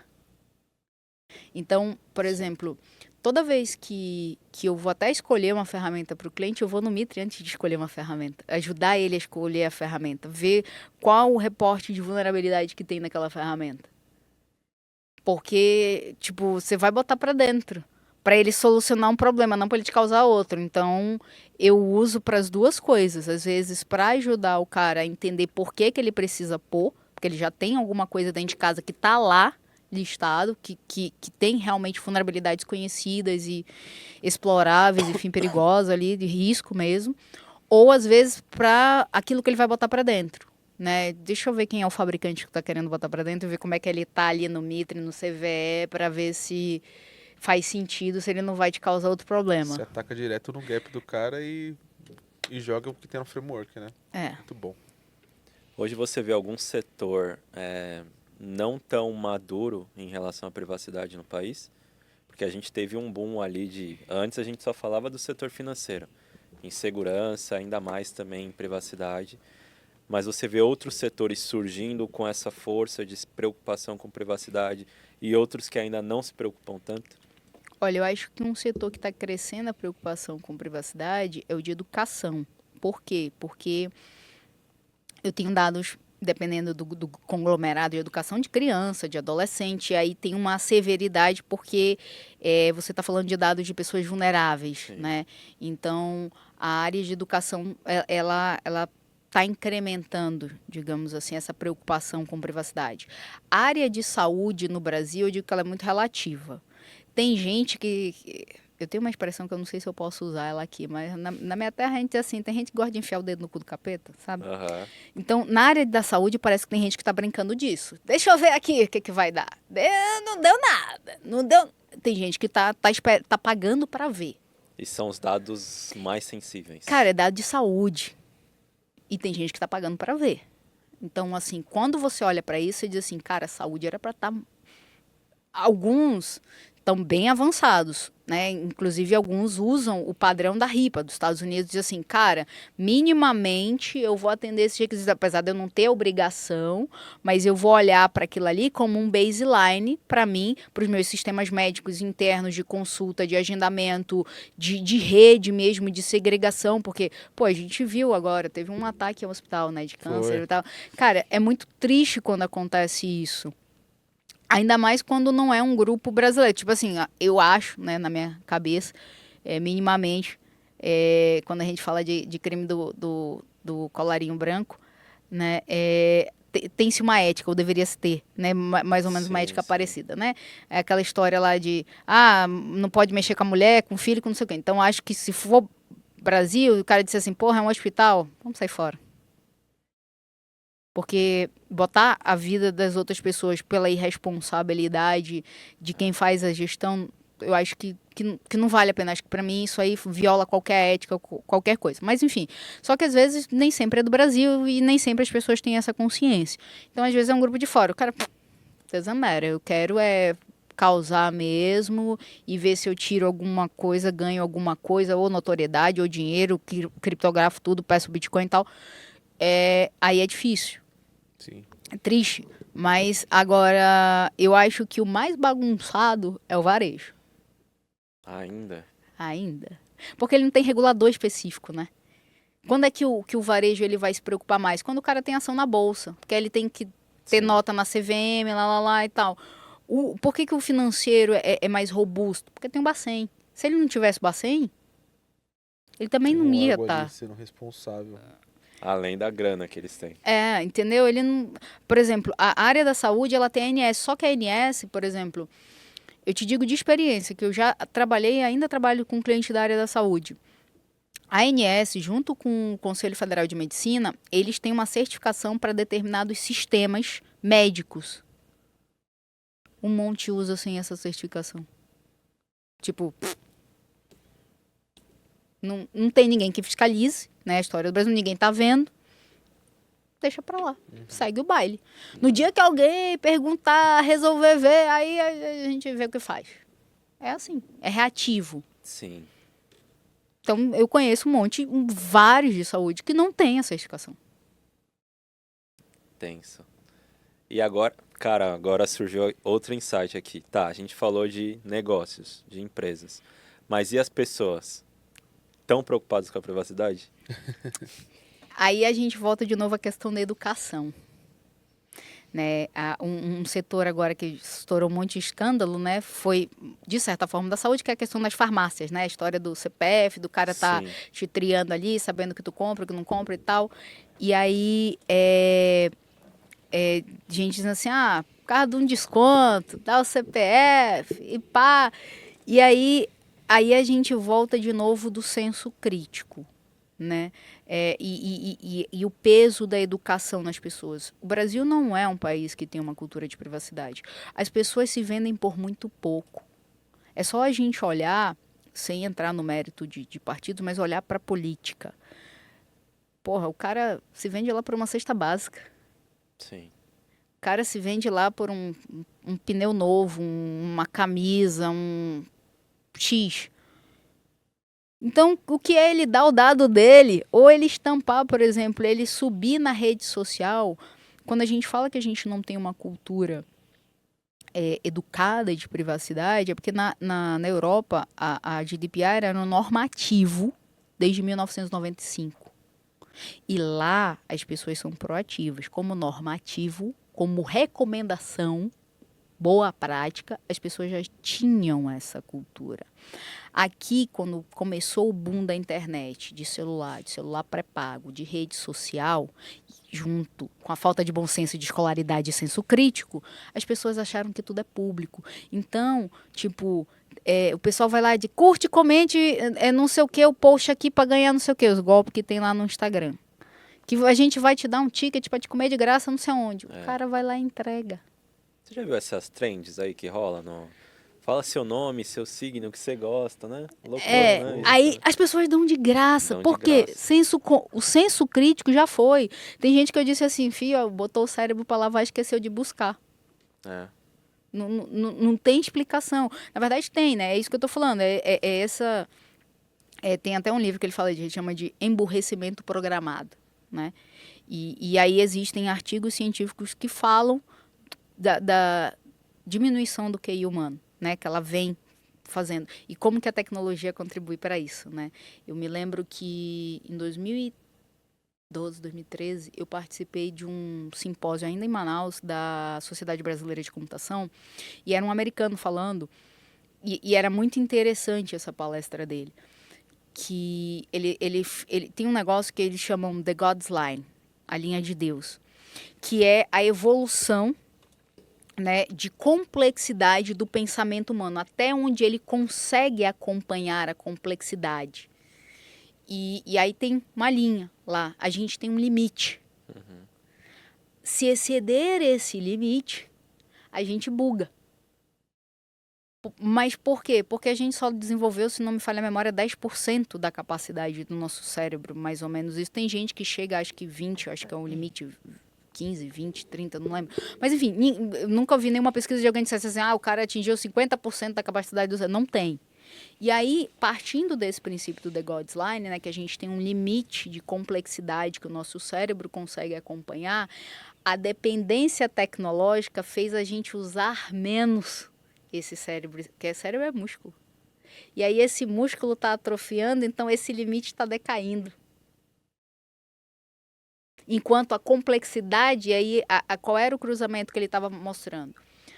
A complexidade que o cérebro humano consegue acompanhar e evoluir, a complexidade que a tecnologia estava evoluindo, como que a complexidade tecnológica ultrapassaria essa The God's Line, que é a complexidade que o cérebro humano consegue. Só que aí, ao mesmo tempo, essa complexidade tecnológica fez ter um declínio nessa complexidade que a gente, como cérebro humano, consegue ter, dada a dependência. Por exemplo, um exemplo besta, mapa. Pô, quando eu vou para minha cidade lá, Manaus, Belém, tem lugares que eu não uso o mapa para exercitar a minha memória. Mas tem lugares que eu não saio sem botar o mapa, porque eu já sei que pode ficar confuso e me perder. Mas de vez em quando, aqui, agora não, porque eu já dirijo, comprei carro aqui e tal, troquei, enfim. Mas no começo, quando eu pegava Uber, cara, o cara não sabia da rota. Dizia assim, moço, se eu tiver um outro caminho, não, eu vou seguir o que tá aqui no mapa. Tipo, o senso de dizer, não, eu tenho um conhecimento tácito que está comigo. Sim. Como morador daqui, eu sei que tal horário é melhor pegar a via X, não a Y. As pessoas esqueceram disso. Elas já não saem sem o mapa. Eu faço esse exercício. Aqui, quando chego em determinados pontos, eu desligo o mapa e eu deixo ir pela minha memória. Para eu exercitar. Aqui em Manaus, em Belém. É porque a minha memória é fotográfica, ela é mais fotográfica e também sinestésico visual, né? Eu tenho que ler, escrever e falar e aí eu vou gravando. Mas a minha memória visual ela é muito boa. Então, tipo, eu vou para Nova York, algumas coisas, dependendo de onde eu fico, eu tiro a foto e me localizo. Aqui tem partes que eu também já tenho a fotografia, eu desligo o mapa e eu deixo eu me localizar. Manaus, Belém, eu cresci lá, tudo bem. Mas mesmo assim, Belém tem partes que eu não sei. Então, realmente eu pego o mapa. Mas aquilo que está na minha memória, eu sempre deixo puxar. Sim. Eu sempre deixo puxar. Por quê? Para justamente a gente não emburrecer pela dependência tecnológica. E, inclusive, isso está lá no Fórum Econômico, lá desse ano, né? Os riscos. Dependência tecnológica excessiva. Porque as pessoas param de saber fazer as coisas e ficam só na mão da tecnologia. E aí o senso crítico, mais uma vez, vai por água abaixo. E aí a complexidade de raciocínio, de pensamento, vai por água abaixo. Porque ele tá ali, o negócio pensa por ele, faz por ele e acabou. Sabe o que aconteceu comigo? Esses dias eu acho que estou sendo vítima dessa questão tecnológica do ponto de vista do trânsito, né? Eu tava com meu pai dirigindo e GPS, velho. GPS. E aí tava indo pelo GPS. Aí meu pai teve uma hora que falou, Gustavo, você não tá vendo a placa, não? Tipo, eu ia seguir reto num sentido que era proibido, cara. Ele falou, meu, você dirige e não vê placa? Caraca. E aí eu falei, caramba, velho, já, sabe? Muito... Eu já me desafiei. Viciado. Eu já me desafiei. Tipo, assim, por exemplo, eu dirigi em Ibiza. Ok, é uma ilha, mas não é tão pequena como as pessoas pensam. Você pode se perder em Ibiza. Sim. Então, eu ia, mas aí é a mesma coisa. Alguns lugares que eu gravei, que eu gostava, eu já parava o GPS e rodava, até eu me perder, aí eu voltava pro GPS. Mas o bom é que você explora, né? E você olha a placa, isso já fomenta o conhecimento ali. Ibiza foi um lugar que eu fiz muito isso. Na Grécia eu também fiz um pouquinho isso. Aqui, dependendo de onde eu vou, né, do lugar, assim, às vezes eu vou numa região que eu não conheço. Aí, beleza, eu boto o mapa. Mas, por exemplo, quando eu boto a rota de volta para minha casa, dá um certo ponto, eu desligo o mapa. Porque eu falei, não, daqui eu já conheço. Daqui eu já sei para onde eu vou, para exercitar isso. Isso é Porque real, senão né? você perde, né? Você tá todo tempo ali olhando pra tela, olhando pra tela, olhando pra tela. E às vezes, por exemplo, o mapa ele tem muito disso. Ele tem um problema com rotatória e esquina, né? Às vezes ele faz dar uma volta no quarteirão porque o negócio é na esquina e ele meio que se perde ali. Ou então quando tem rotatória, é uma coisa caótica. Eu falei, bem que o pessoal podia voltar, fazer a conta de novo e reprogramar esse negócio aí. Mas, enfim, tem um problema com isso. E aí eu gosto de fazer esses exercícios. Foi uma coisa que... Foi um livro que me ajudou bastante. Eu li um livro lá, eu devia ter uns 21, 22 anos. Eu comprei um livro chamado PNL, Programação Neurolinguística, né? É Ginástica para o Cérebro. Sim. Aí ele tinha uns exercíciozinhos para você exercitar a memória e tal, não sei o quê. Porque a minha mãe dizia que eu fui muito precoce. Porque eu com 16, com 18 eu disse que eu queria ser se leve. Com 16 eu disse para ela assim... Foi quando eu me assumi, né? E eu falei pra ela assim: mãe, tu me ama? Amo. Tu gosta de mim? Gosto. Eu falei: então não faz planos por mim. Reza pra eu fazer boas escolhas. Não faz planos por mim porque eu vou te frustrar. Eu vou te frustrar porque eu quero viver os meus planos, não os seus. Então, se tu me ama, reza pra eu fazer boas escolhas. Que bacana. E aí a minha mãe surtava, porque ela dizia assim: tu tem 16 anos, quem te ensinou isso? Quem te ensinou isso com 16 anos, uma hora dessa? Eu já pensei isso muitas vezes nesse episódio de hoje. Caraca, Eu não velho. falei que era o mindset bem pra frente. Exato. Eu acho que essa questão que você trouxe da dependência da tecnologia e tal, é um problema muito estrutural, né? Porque a gente já conversou aqui algumas vezes e é legal você ter essa rodagem de mundo, Exato. porque a gente já conversou aqui em alguns episódios falando sobre a necessidade da segurança da informação ser uma disciplina de escola. Então a gente está falando que você falou a questão da política e tal, a pessoa dá os dados ali, tá, né? Mas, cara, você tinha dado um exemplo que eu acho que é pior, assim, sabe? Que é a questão das pessoas acreditarem que você falou num vídeo do TikTok. Eu vi a verdade. A pessoa vê um vídeo e aí, assim, a pessoa pega um corte do Gustavo falando alguma coisa e coloca uma outra legenda. E aí ele fala assim, ó, olha o Gustavo falando mal de não sei o quê. E aquilo vira uma super notícia e o Gustavo é a pior pessoa do mundo.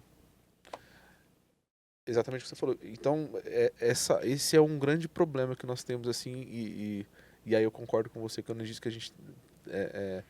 isso tende a piorar, né? Se a gente olhar via gráfico. Porque Exato. eu não vejo solução. Vai vir mais, vai vir mais, vai vir mais. As pessoas tiram interpretações de cortes de 30 segundos, às vezes. Sem ter uma vontade de assistir os 2 minutos anteriores, sabe? Antigamente nas revistas de jornais tinha os leitores de manchete. Exato. Agora tem os visualizadores de Reels, né? De shorts. Em 30 segundos ele acha que ele vai sair de lá é a história dos especialistas de rede social, né? Sim. E aí isso me preocupa, porque como é que uma pessoa dessa vai construir o senso crítico? Se os recortes dela são 30 segundos disso, 30 segundos daquilo, 30... Não tem profundidade. Então, como é que eu construo o senso crítico? E aí a gente volta de novo à questão da política pública, né? Aí eu viro massa de manobra, filho. Exato. Aí vem a história da privacidade e da democracia, né? Por que a gente está discutindo regulação de concentração? E aí as pessoas estão entendendo errado a questão da regulação de Big Techs na Europa. Veja bem, eles já entenderam que eu concentrar um grande volume de dados de pessoas na mão de empresas X, eu tenho manipulação. Por quê? Por causa disso, eu encho o cara na bolha dele daquilo que eu quero que ele vá. E ele vai por causa dos 30 segundos. A gente vive uma coisa... Teve um livro que eu li, aquele Flexonomics, e aquele... Tem um outro, neuroeconomia, uma coisa assim. Eu esqueci agora o nome. E é muito interessante, porque ele fala, a gente vive a economia da atenção. E as Big Techs entenderam isso e lançaram plataformas viciantes que dão recortes da atenção e aí tu leva para massa de manobra. É fácil. Por quê? Porque elas já perderam o senso crítico. Então, esses segundos são o que tu precisa para prender a atenção e encher o cara daquele conteúdo até ele entender que aquilo é a realidade dele. Ele vai para lá. E aí, assim, estourou o caso da Cambridge Analytica lá nos Estados Unidos e etc. Por quê? Porque eles entenderam isso. E aí, quando você fala de regular IA, é para dizer, meu irmão, agora o negócio vai ficar feio esse jogo. Por quê? Porque eu tenho um deepfake. Como é que eu vou provar que não é o Gustavo que falou, que não foi a Alessandra? Porque o cara vai dizer, mas foi ela, eu vi, era a voz dela. Como é que você vai provar isso? Até lá, filho, você já perdeu trabalho, não sei o que, não sei o que, não sei o que, como é que você vai provar isso? Exato. Se o senso crítico das pessoas, a educação, foi pro brejo, como é que você vai provar isso? Por isso que é uma questão aqui, a gente tá falando de educação mesmo, cara. Sim. Educação mesmo. Conscientização e... E sabe o complicado, cara, é que pode não ter uma saída, né? A curto prazo, às vezes eu acredito... Foi outra coisa que eu aprendi, né? Eu dizia assim, rapaz, às vezes dá vontade de fazer que nem Nero, né? Cercar Roma, botar fogo e deixar lá. Só que aí eu fui em Roma e eu descobri que Nero não teve nada a ver com a história. Na verdade, assim, todo mundo botou a culpa nele, ele não teve culpa. Na verdade, é que foi assim. Roma pegou fogo, avisaram para ele, ele foi lá, salvou quem ele queria e deixou pegar fogo, né? E aí, ainda assim, eu uso o exemplo dele. Às vezes dá vontade de fazer como ele, dizer assim, mano... Vamos trabalhar com o que sobrar, porque tá difícil peneirar e fazer as pessoas entenderem que conscientização não é só o lado da empresa. Exato. Eu falei isso até quando eu fechei ano passado o congresso do IBRASPD, eu falei, as pessoas têm que entender que segurança, que privacidade, ela não está fazendo porque a empresa fez ela assinar a política, senão ela não recebe o bônus, o salário dela. Ela está fazendo porque ali na empresa, naquele momento, ela está tratando o dado de outra pessoa, mas ela tem que lembrar que em algum momento alguém está tratando o dado dela em outra empresa, ou seja, é para a vida. Sempre vai ter esse 360, né? É para a vida. Eu não estou fazendo porque a empresa diz que eu tenho que fazer lá o negócio. Não, eu estou fazendo porque aquilo vai me ajudar. Eu dei, inclusive, o exemplo, né? Ano passado, me assaltaram, botaram arma na minha cara e tal. Eu não pude reagir porque meu sobrinho estava comigo. E eu sou a pessoa nesse ponto assim que eu não tenho medo, não. Meu filho, apontou a arma, deixa ele atirar, meu filho. Mas, meu filho, o carro andando, o que pegar, já era. Acabou. Só que meu sobrinho estava comigo, ele estava do lado de fora do carro e eu vi uma pessoa chegando nele e o cara estava com uma arma no meu vidro. E eu não sabia se estava do lado dele. E aí eu peguei meu sobrinho vivo em casa. Eu não podia deixar meu sobrinho né, na casa da minha irmã de volta daquela forma. Eu só tenho esse meu sobrinho e essa minha irmã aqui. O resto da minha família tá fora daqui. E aí o que aconteceu? O cara levou meu carro, 2 celulares, minha carteira e um número considerável de cartões de crédito. Né? Quem me conhece sabe que o meu bom gosto tem um custo. E aí, beleza. Não conseguiram mexer em 1 centavo meu. Nada. O celular principal, com o banco, estava aqui na frente, preso no painel, porque na época esse carro que eu tinha não funcionava direito a ligação dele com o GPS do carro, né? E aí eu preferia usar o celular porque ele não ficava caindo da tela, tal. Aí só deu tempo de eu puxar o carregador. Por que eu puxei o carregador do celular? Configuração de segurança. Quando eu falo de security by design, as minhas configurações de segurança ligou o carregador, plugou o carregador, ele trava o celular. Travou o celular, ele tem senha, tem digital. Quando eu puxei o carregador, já era. Aí o que aconteceu? Ele pegou bloqueado. Ele pegou bloqueado. Tinha um outro celular dentro do carro que estava bloqueado. Só que com esses 2 celulares eu tenho meus dispositivos redundantes. Eu cheguei em casa, peguei o tablet, rastreei eles e formatei. Não teve choro nem vela. Eu rastreei, fiquei rastreando, a polícia disse que não podia invadir o local, que estava lá, o cara já estava numa assistência. Aí o que eu fiz? Rastreei e bloqueei o celular. Aí fui dando a localização pra polícia. Tal, não pode, porque não sei o quê, não pode. Eu falei, sabe o que é engraçado? A gente chegou numa sociedade que o bandido tem mais vez do que a gente. Aí eu falei, tá bom. Aí eu começando a ver a demora da polícia, né? E eu dando a localização, até que o celular deu num DP. Aí eu... Porra, o cara não jogou o celular no DP, mano. Aí eu olhei o celular parado no DP, aí eu olhei e falei, é agora. Tinha um cara que tava me ajudando, né? Ele me ajudando, eu pelo Kaspersky, do próprio Google, rastreando. O do Google foi mais preciso ali no GPS. Eu formatei os celulares. Não mexeu nada. Primeira coisa, liguei para onde tinha crédito e dinheiro e bloqueei.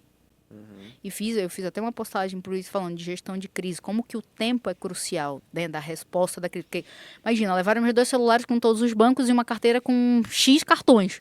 Meu irmão, a sorte é que eu e a minha irmã, a gente compartilha alguns bancos, né? E aí, a primeira coisa, liga para onde? Nu. Sem propaganda, não tô ganhando porra nenhuma do Nu, hein? Ok, pra deixar claro. Mas liguei, a gente compartilha o mesmo banco. Na hora, peguei o celular dela, menos de 2 minutos, consegui bloquear e pedir outro. Cara, a ligação pro Nubank demorou menos que o 190. Isso é uma coisa que quando eu falo de usabilidade da segurança, de juntar a experiência do usuário, de customer success, falei, ô infeliz, quando tu desenhar um processo, bota lá na coisa assim, emergência na hora. Porque quando o cara é roubado, não dá pra ficar lá e cair no call center, meu irmão, o cara tá desesperado. Ele foi roubado, ele tem que ser rápido. Esse é o tipo de atendimento que não é diferente, tá ligando para lá, bloqueei meu cartão que eu errei a senha. Tudo bem, o cara, sei lá, um exemplo desse. Ele pode esperar mais um pouquinho, mas o cara que foi roubado, ele precisa, cara, o tempo é crucial. Sim. E eu juro pra você, o atendimento dele foi mais rápido do que o do 190, eu tive que entrar no aplicativo, eu desisti do telefone. Eu não conseguia, fizeram uma ura burra. E, cara, eu falei, mano, a pessoa morre. Se ela depender dessa ligação por 190, ela morre. Literalmente, ela morre. Péssimo. E aí, liguei para onde tinha, bloqueei. Teve um que eu fiquei igual cachorro correndo atrás do rabo, né? Que eu já reclamei para eles, ainda continua ruim, é péssimo de navegabilidade, que é o Mercado Livre. A parte do Mercado Pago ali de cartão. Não o Mercado Livre, né? O Mercado Pago. Sim. A parte ali é muito ruim ainda. Melhorou um pouquinho, mas a galera não mapeia fluxo, não mapeia jornada, não tem a arquitetura da informação dentro dos aplicativos, não tem a jornada do cara. Cara, quando tu desenhar o processo, infeliz, executa ele como se fosse a pessoa que está precisando daquela situação. E aí segurança falha, aí processo falha, aí falha tudo. Mas por que funcionou, né, no caso, para mim? Porque tudo que eu falo de segurança está configurado nos meus celulares. E tanto que foi engraçado, acho que uns 3 meses antes disso acontecer, eu quase perdi meu celular, eu quase perdi o chip e tudo do celular, porque eu esqueci um dos... Porque tem todo um procedimento para entrar no celular, digitar uma senha, não sei o que, Aí um dia eu esqueci um desses passos, sabe? Eu fui querer dar um passo na frente do outro. Rapaz, eu bloqueei o celular de uma forma que eu tava para quebrar o celular e a minha irmã olhava para mim e ria. E ela dizia assim, pensa pelo lado positivo, se tu não conseguiu, o ladrão não vai conseguir. Realmente, o dia que aconteceu, ele não conseguiu. E detalhe, eu recuperei os 2 celulares, tá? Tanto que eu cheguei na delegacia, o cara disse assim, aconteceu uma coisa interessante, senhora. Tá aqui seus celulares, tá aqui a sua carteira, tá aqui todos os seus cartões, tá aqui a sua bolsa. Menos o meu carro, né? Mas ok. Aí ele falou assim, a senhora pode me mostrar a nota do celular? Eu falei, posso te mandar por e-mail, porque... Aí ele falou, a senhora pode desbloquear? Que aí eu fui mostrei pra ele. Ele falou, o que a senhora fez? Eu falei, eu trabalho com segurança, moço. Eu só acha que o cara ia roubar meu celular e ia ficar tudo certo. Eu nem ia infernizar a vida dele. Vamos lá, né? Muito bom. Com isso, gente, a gente chega no nosso momento Hacker Rangers. Então, lembrete, o nosso momento Hacker Rangers é uma aventura gamificada para todos vocês que estão nos assistindo. Agora, a Hacker Rangers postou lá no LinkedIn uma pergunta E para as pessoas que responderem a resposta correta, concorrem aí a 80% nos cursos de Security Awareness Officer, de formação e conscientização, e também no curso de Contra-Engenharia Social. Então, pergunta na tela. Eu acho que essa pergunta deu muito match com o episódio de hoje, cara. De acordo com a LGPD, uma das funções do encarregado de dados, ou DPO, é... A. Realizar o tratamento de dados pessoais em nome do controlador.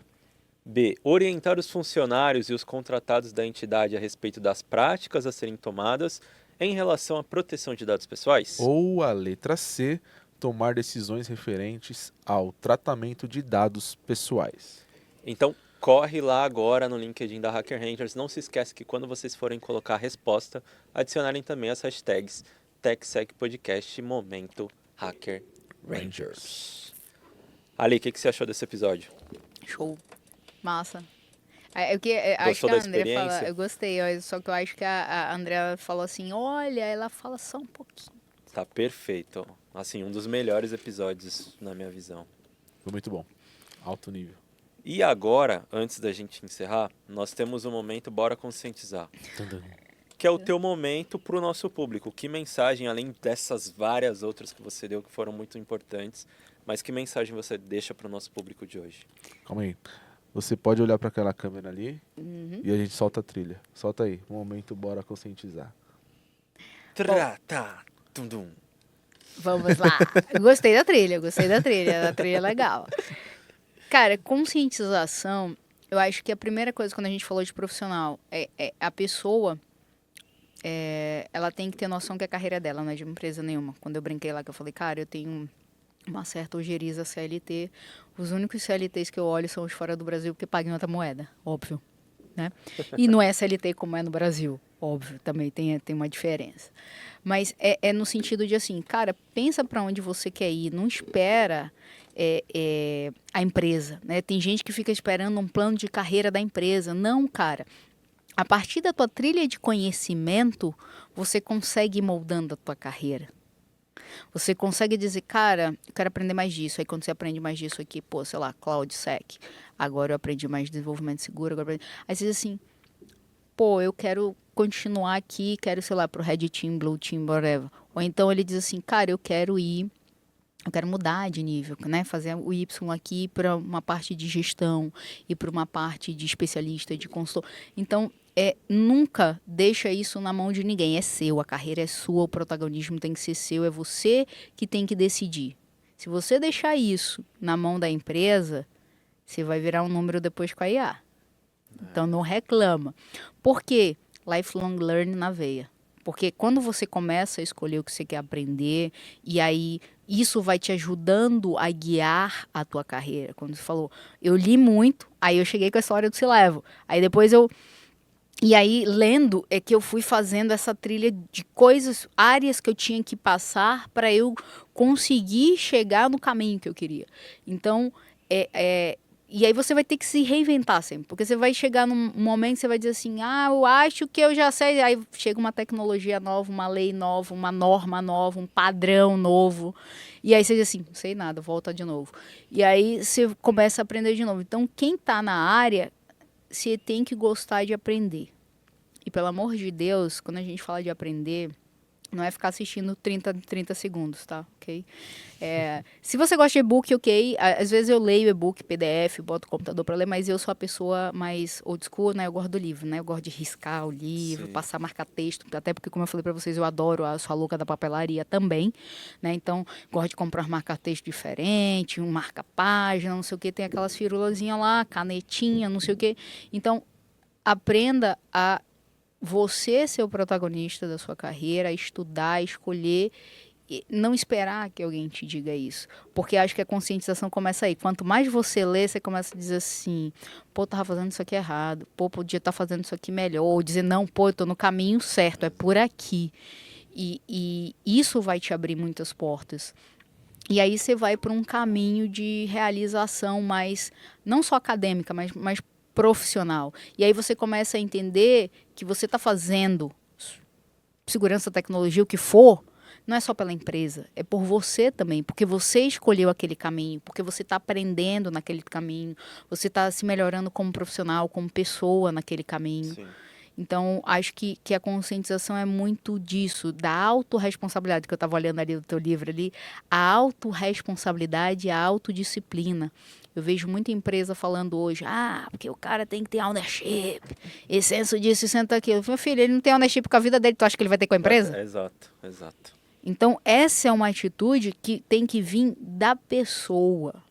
Você pode treinar o cara para aprender a mexer numa ferramenta, num processo, no controle, mas a atitude que vem dele, que é a história que ele conta nas coisas que ele escreve, que ele interage lá na história do LinkedIn, cara, é muito difícil mudar isso.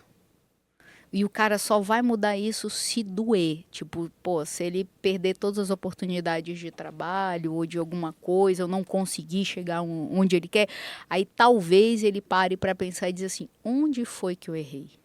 O que eu não aprendi? O que eu deixei de fazer? Né? Então, esse senso crítico consigo mesmo, essa autorresponsabilidade e essa vontade de estar se melhorando, não importa qual é a sua área. Sim. Se você gostou, se você escolheu aquilo, você é responsável pela sua carreira. Então, estude, trabalhe ela, desenvolva ela, leve ela para o nível que você quer. Não vai cair do céu, não vai vir de ninguém, ninguém vai dar isso na sua mão. É você, com a sua carreira, seja ela qual for, na tecnologia, na segurança, na cibersegurança, na governança, no compliance, é seu. Não é da empresa, é seu. Porque a empresa ela vai passar. Ela vai passar. Seja porque passou por uma crise, teve que demitir gente, seja porque você se aposentou, seja porque, sei lá, as tuas competências técnicas ou soft, enfim, não cabe mais lá na cultura que mudou. Ela vai passar, mas você fica. E é aquilo que eu falei, o conhecimento, ninguém tira de você. Exato. O que você aprendeu, podem puxar, puxar o meu tapete, pode puxar tudo. Mas o que está aqui, que você constrói, ninguém tira de você. Cara, assim, que aula maravilhosa, Alessandra. Obrigado mais uma vez por estar aqui no TechSec, por compartilhar tanto com a gente.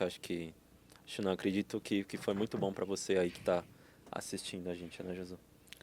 Muito bom. Alessandra Martins, falando de posicionamento no LinkedIn, construções de artigos, uma mulher que vendeu imagens de Vamos Colorir na escola, Exato. sonhava em ser C-Level, hoje roda o mundo inteiro fazendo assessment e dando aula aí para esses clientes aí, fazendo um trabalho incrível na mesa do TechSec. Que prazer. Muito obrigado, Alessandra, de verdade. Obrigada. E parabéns pela trajetória, assim, inspiradora. Obrigada, pessoal. Muito obrigada. Agradeço aí o convite, foi divertido. Muito. Foi muito legal, gostei das perguntas e tal, gostei bom da que você interação. Foi bom pra Obrigada. gente também. Muito obrigado. Muito bom. E aí, antes de encerrar, agradecemos aí G2 brindes personalizados, Hacker Rangers. Aqui na descrição desse episódio tem os links lá pro Instagram, pras páginas deles, pros sites. Então entre em contato também porque é bem bacana. Fechou? Então até o próximo episódio e Bora conscientizar. valeu!